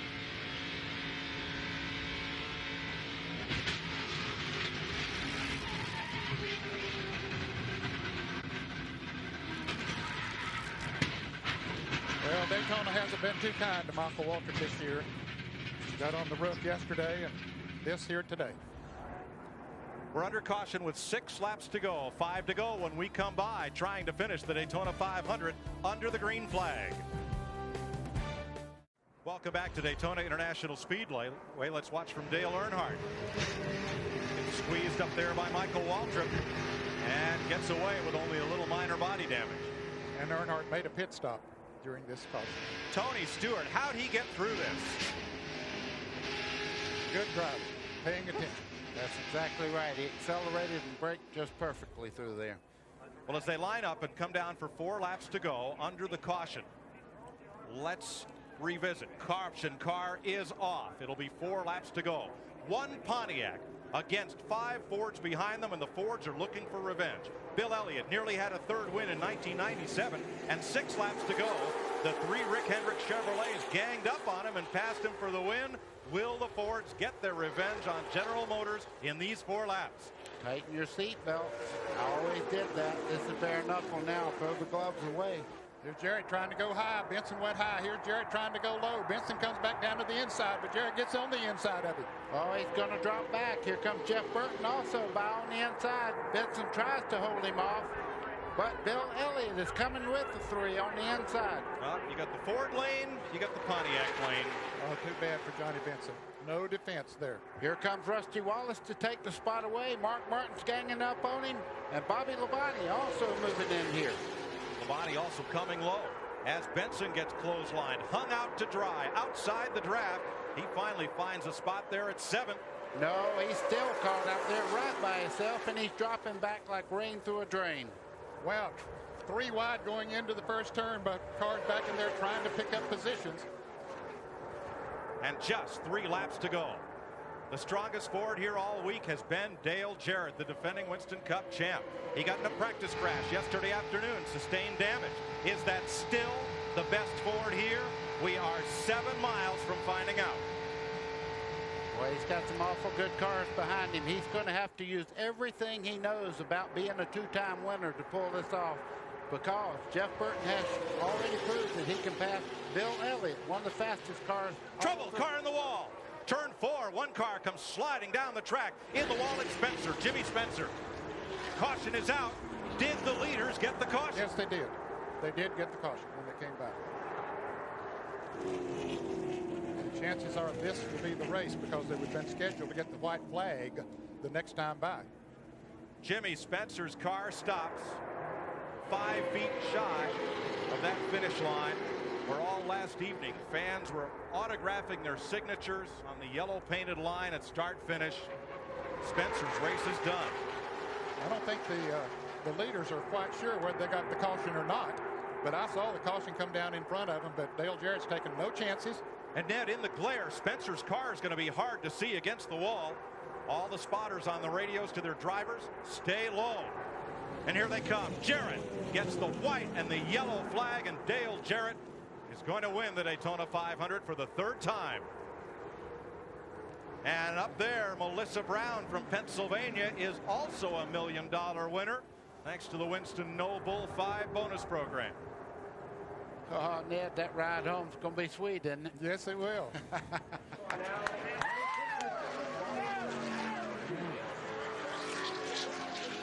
He's going to win over $2 million here today, the largest purse ever for a NASCAR Winston Cup race.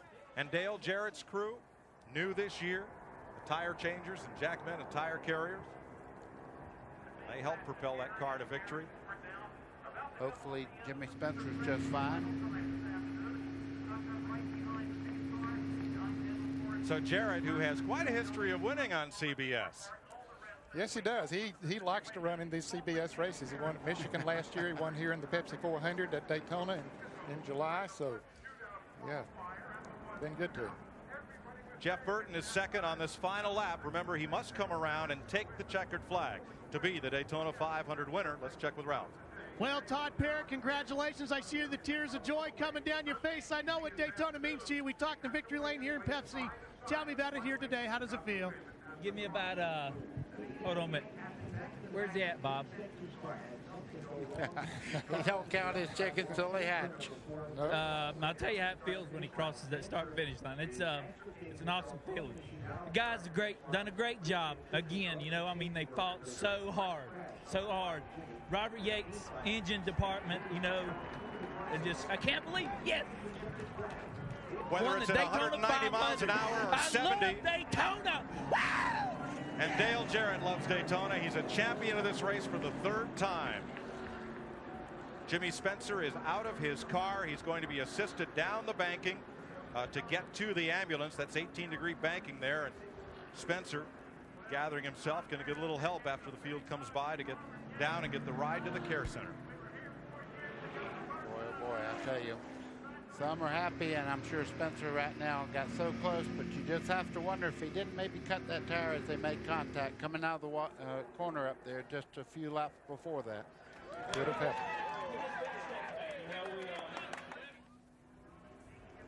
Spencer, former champion in NASCAR's modified division, and one real tough customer. He'll be a Rockingham next week. You know, I'm just thinking what has to be going through Dale Jarrett's mind right now. 3 times the biggest race that we run. Look at Earnhardt. Comes up to give him a donut on the side of that car. That's tradition there. Yep. He hits everybody that beats him. I'm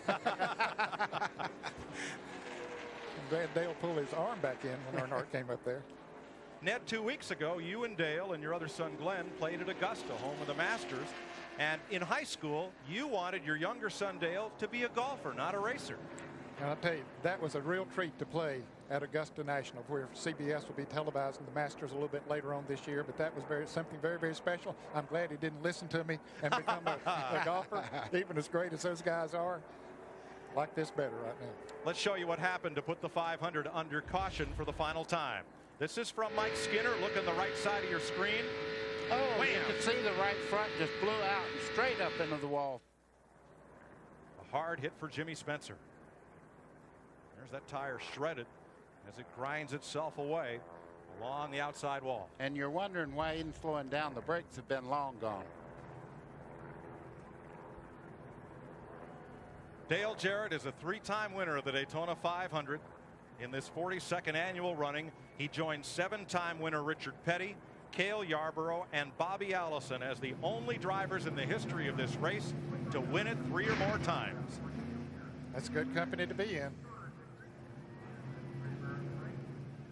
And money, what you talking about? $2 million, over $2 million he's made in a week and a half.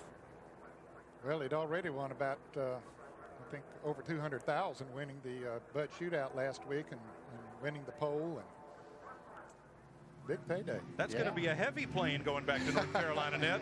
A couple of suitcases full. Well, I think what will happen, see, he won't get to go back to North Carolina tonight because that car will be put in the Daytona USA here tomorrow morning, and he'll stay over for that. That's the sad part of this. They get $100 grand for leaving the car on display, but they lose the use of it at Talladega and back here at Daytona in July. Dick Bergman? Well, Jeff Burton, after failing to finish the last 2 Daytona 500s in a row, he comes up with his best Daytona 500 finish ever at 2nd spot. Tell us about those last few laps. How wild was it out there? Well, the last few laps weren't too wild. The run before that was really wild. A bunch of guys took on 2, and we took on 4, like most of the guys did that ended up in the front. And I made it 3 wide a couple times to get myself in position. That's a good day for the X-Side Ford. That's the best chance we've ever had to win a restrictor plate race.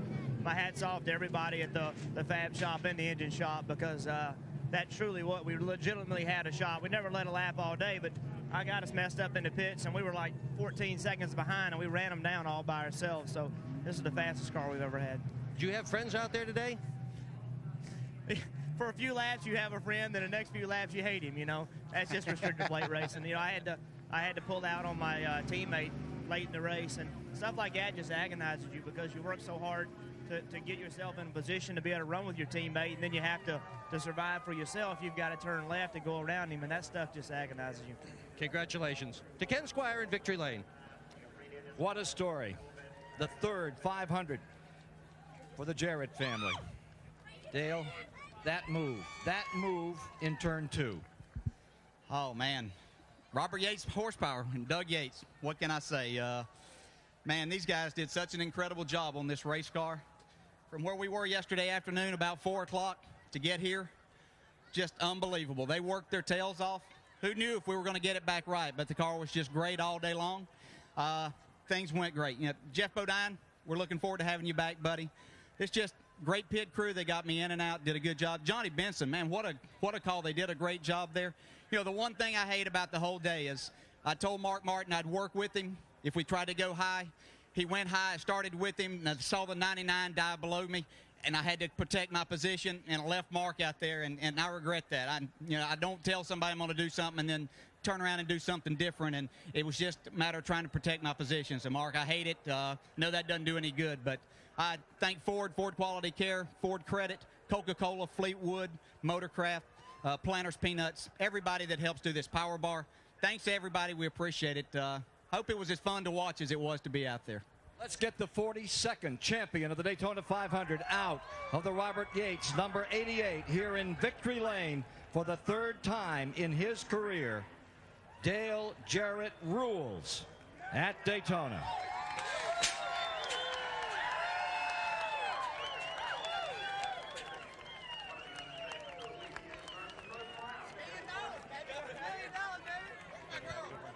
Well, Johnny, that was a tremendous run at the end of the race there. Tell me about when they made the pass on you. Did you give them everything you had? Yeah, I wasn't going to let them buy. What are you talking about, man? Dale Jarrett, awesome, great job. And it was just, it was just one of those deals that we couldn't, I couldn't stay there, and I knew the Fords are going to gang up on us. The Fords have been really good all weekend, but I'm proud of these guys in this Pontiac. I mean, we got a sponsor who likes us for the year. If we'd have wrecked on that deal, I'm still way proud of these guys. So I tell you what, I wish we would have won it. I wish I hated that yellow, but that's just how it falls. For Johnny Benson, a 12th place finish, Dick Berger.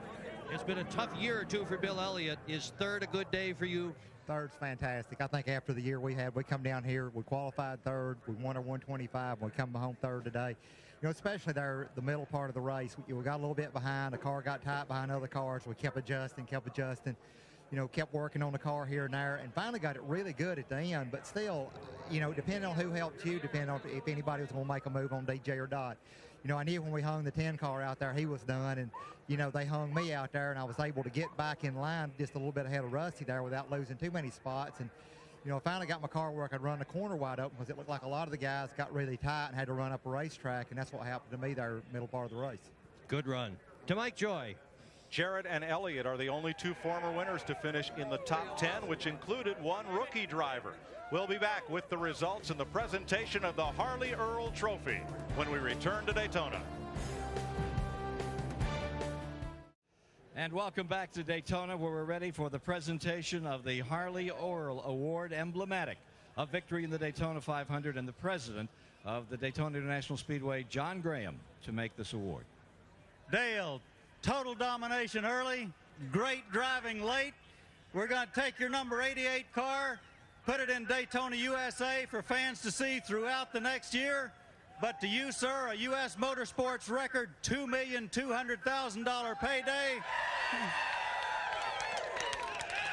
Your name inscribed for the third time on the permanent Harley J. Earl Trophy, also in Daytona, USA, symbolic of the champion of the Daytona 500 and this replica of the Harley J. Earl Trophy. Well, there it is. That's what it's all about. Dale, 1 day ago, a broken nose, busted body panels, broken rear bumper. Who would have expected that less than 24 hours later, this great crew would have put it back together for you? Just incredible. The people that we have working in this organization, that's why we were able to win a championship last year and come out here this morning. They had limited time, limited resources to get everything done that they needed to do. And Todd Parrish, just the best in this business at Arrow. He could look at it, know what we needed, and these fabricators that we had did just a fantastic job. Pit crew did a great job in there all day long. But, man, what an engine. I mean, that's what did it for me on that restart. Just wound that baby up, and Johnny Benson did a great job.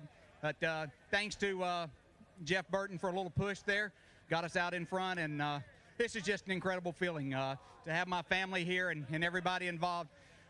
This is just great. Would have never dreamed coming into this sport that could win 3 of these Daytona 500s, but when you have good race cars and good people, those kind of things happen. You neglected to mention the driver of number 88. Most of us think he did a pretty good job as well. Congratulations. Thank you, and just want to thank the Lord for a safe race. Looked like everybody got through okay, and again, our prayers are with Jeffrey Bodine to get well soon and get back here with us. That's the story in Victory Lane of the Harley Earl Award, and we'll be back with more from Daytona in a moment.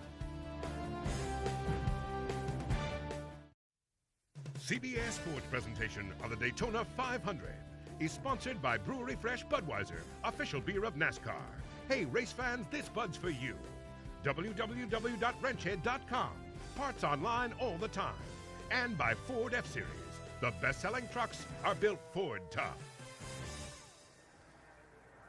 Welcome back to Daytona International Speedway, as fans in the stands still kind of shaking their head over what a great battle we saw.